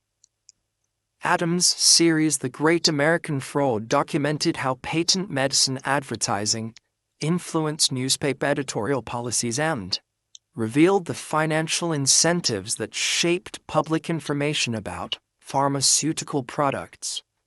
The international dimension of this regulatory battle was significant. European countries had begun implementing pharmaceutical regulations years before the United States, and American reformers used international comparisons to argue that the U.S. was falling behind other developed nations in protecting public health. The pharmaceutical industry countered that European regulations were stifling innovation and economic growth. The economic arguments on both sides of this debate reveal the complex relationship between public health and economic development. The pharmaceutical industry employed tens of thousands of workers and generated millions in tax revenue. Many communities depended on patent medicine manufacturing for their economic survival. Regulation threatened to disrupt established economic relationships that extended far beyond the companies themselves. But the reformers had economic arguments of their own. They documented the costs of pharmaceutical dependency, lost productivity, increased medical expenses, and the economic burden on families struggling with chemically dependent members. They argued that short-term economic disruption would be more than offset by long-term improvements in public health and productivity. The final version of the Pure Food and Drug Act that passed in 1906 was a compromise that satisfied no one completely, but represented a historic expansion of federal regulatory authority. The act required pharmaceutical companies to list certain dangerous ingredients on their labels, but it didn't ban these substances or require proof of safety or efficacy. It was a first step toward comprehensive pharmaceutical regulation, but only a first step. The implementation of the new law revealed both its strengths and limitations. Companies began reformulating their products to avoid labeling requirements, often substituting unlisted dangerous substances for those that now had to be disclosed. The Bureau of Chemistry, tasked with enforcing the new regulations, had limited resources and expertise to monitor the thousands of pharmaceutical products on the market. The public response to the new labeling requirements was immediate and dramatic. When consumers could see that their health tonics contained significant amounts of alcohol, cocaine, and morphine, many stopped purchasing these products entirely. Sales of patent medicines dropped by an estimated 30% in the first year after the law's implementation. But the pharmaceutical industry adapted quickly to the new regulatory environment. Companies invested heavily in marketing campaigns that emphasized the natural and safe ingredients in their reformulated products. They developed new euphemistic language that described dangerous substances in ways that avoided regulatory scrutiny, while maintaining the psychoactive effects. The enforcement challenges that emerged during the first years of pharmaceutical regulation, established patterns that continue to affect drug policy today. The government had limited resources for monitoring compliance. Companies had strong incentives to find ways around regulations, and the technical complexity of pharmaceutical chemistry made it difficult for regulators to stay ahead of industry innovation. The success stories from this period of early pharmaceutical regulation were significant but limited. Children's medications became much safer as companies removed the most dangerous ingredients from products marketed to parents. Some of the most egregiously misleading advertising claims were eliminated. The principle that government had authority to regulate pharmaceutical safety was established in law and accepted by the public. The political coalition that achieved pharmaceutical regulation in 2006 represented a new model for American reform movements. It combined moral authority from religious organizations, practical expertise from medical professionals, grassroots organization from women's groups, and political skill from experienced reformers. This coalition model would be replicated in later reform efforts addressing other aspects of industrial capitalism. As the first phase of pharmaceutical regulation took effect, it became clear that the Pure Food and Drug Act was not an ending but a beginning. The Victorian drug crisis had been partially addressed, but the underlying tensions between corporate profit and public health remained unresolved. The legacy of this regulatory battle would continue to evolve throughout the 20th century and into our modern era, as each generation would face new versions of the same fundamental questions. How much should government interfere with free markets to protect public health? Who should determine what substances are safe for public consumption? How do we balance individual freedom with collective security? Our final chapter will reveal how the lessons learned from the Victorian pharmaceutical crisis continue to resonate in our modern struggles with prescription drug abuse, corporate accountability, and the ongoing challenge of protecting public health in an era of unprecedented pharmaceutical innovation and marketing sophistication. Fast forward to our modern world, where a mother in suburban Atlanta checks her medicine cabinet and finds bottles of prescription opioids for her back pain, Adderall for her attention issues, and Xanax for her anxiety. A pharmaceutical collection that would make a Victorian lady's medicine cabinet look quaint by comparison. The parallels between Victorian cocaine culture and our modern prescription drug crisis are so striking they should make us all pause and ask, have we really learned anything from history? Or are we simply repeating the same patterns with more sophisticated marketing and better legal protection? The echoes of Victorian pharmaceutical culture resonate through every aspect of our modern relationship with prescription drugs. Today, American women are prescribed psychiatric medications at rates that dwarf Victorian cocaine consumption. We spend over $300 billion annually on prescription drugs, an amount that makes the Victorian patent medicine industry look like a neighborhood lemonade stand. Most telling of all, we've created the same cycle of chemical dependency disguised as medical treatment that destroyed so many Victorian families. The marketing techniques that pharmaceutical companies use today would make Victorian patent medicine advertisers weep with admiration. Instead of advertising in ladies' magazines, modern drug companies spend billions on television commercials that encourage consumers to ask your doctor about specific medications.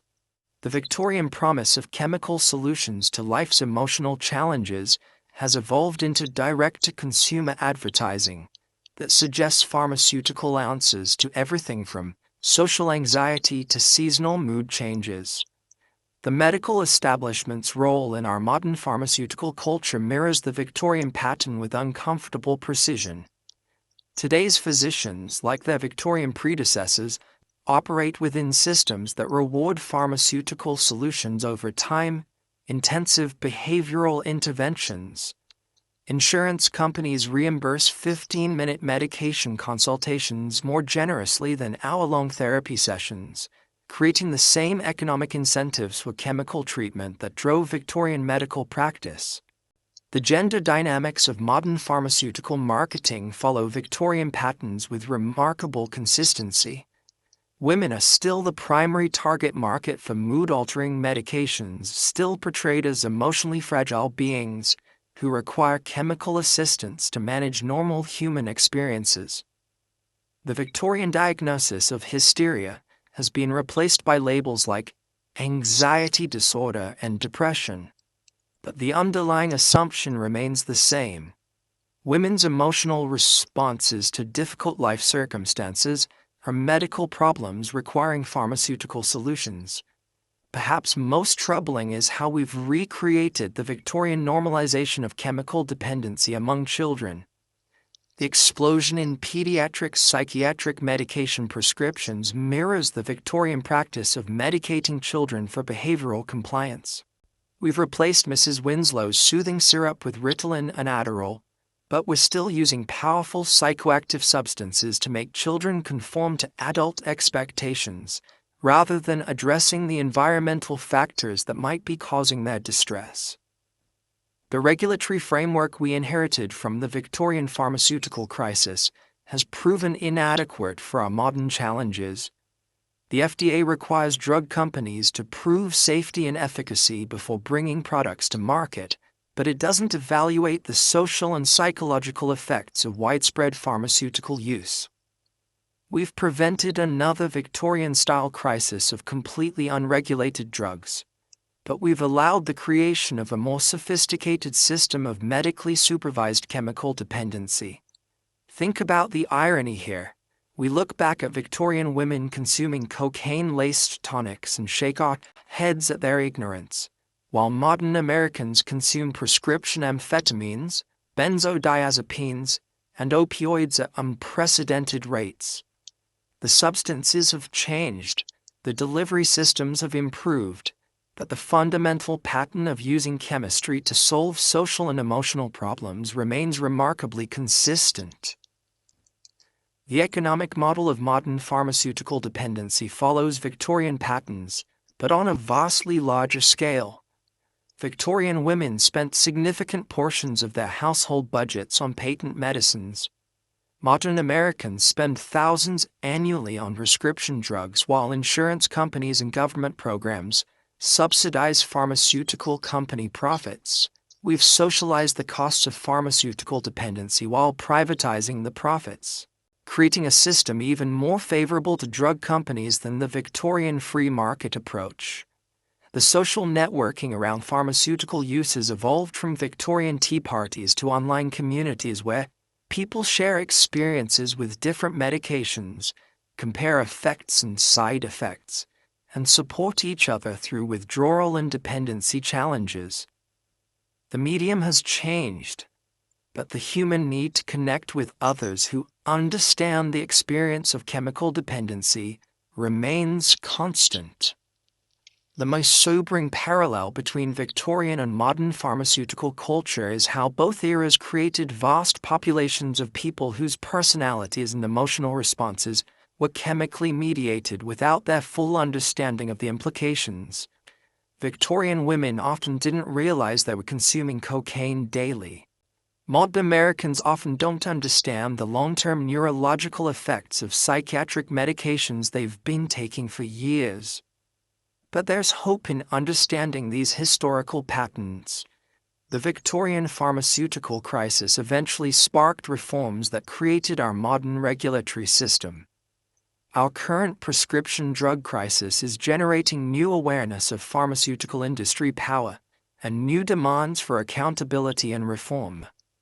History suggests that periods of pharmaceutical excess eventually create backlash that leads to better protections and more sustainable approaches to medical treatment. The lessons from Victorian pharmaceutical culture are clear. Chemical solutions to social problems inevitably create more problems than they solve. Sustainable health requires addressing the environmental, social, and economic factors that create distress, not just medicating the symptoms. Most importantly, We must remain skeptical of industries that profit from our problems rather than solving them. As we've seen throughout this incredible journey through Victorian pharmaceutical culture, the same human vulnerabilities that made our ancestors susceptible to cocaine-laced patent medicines make us vulnerable to modern pharmaceutical marketing. The promise of quick chemical fixes for life's challenges is as seductive today as it was 100 years ago, and the industries that profit from that promise are more powerful and sophisticated than ever. Understanding this history doesn't mean rejecting all pharmaceutical interventions.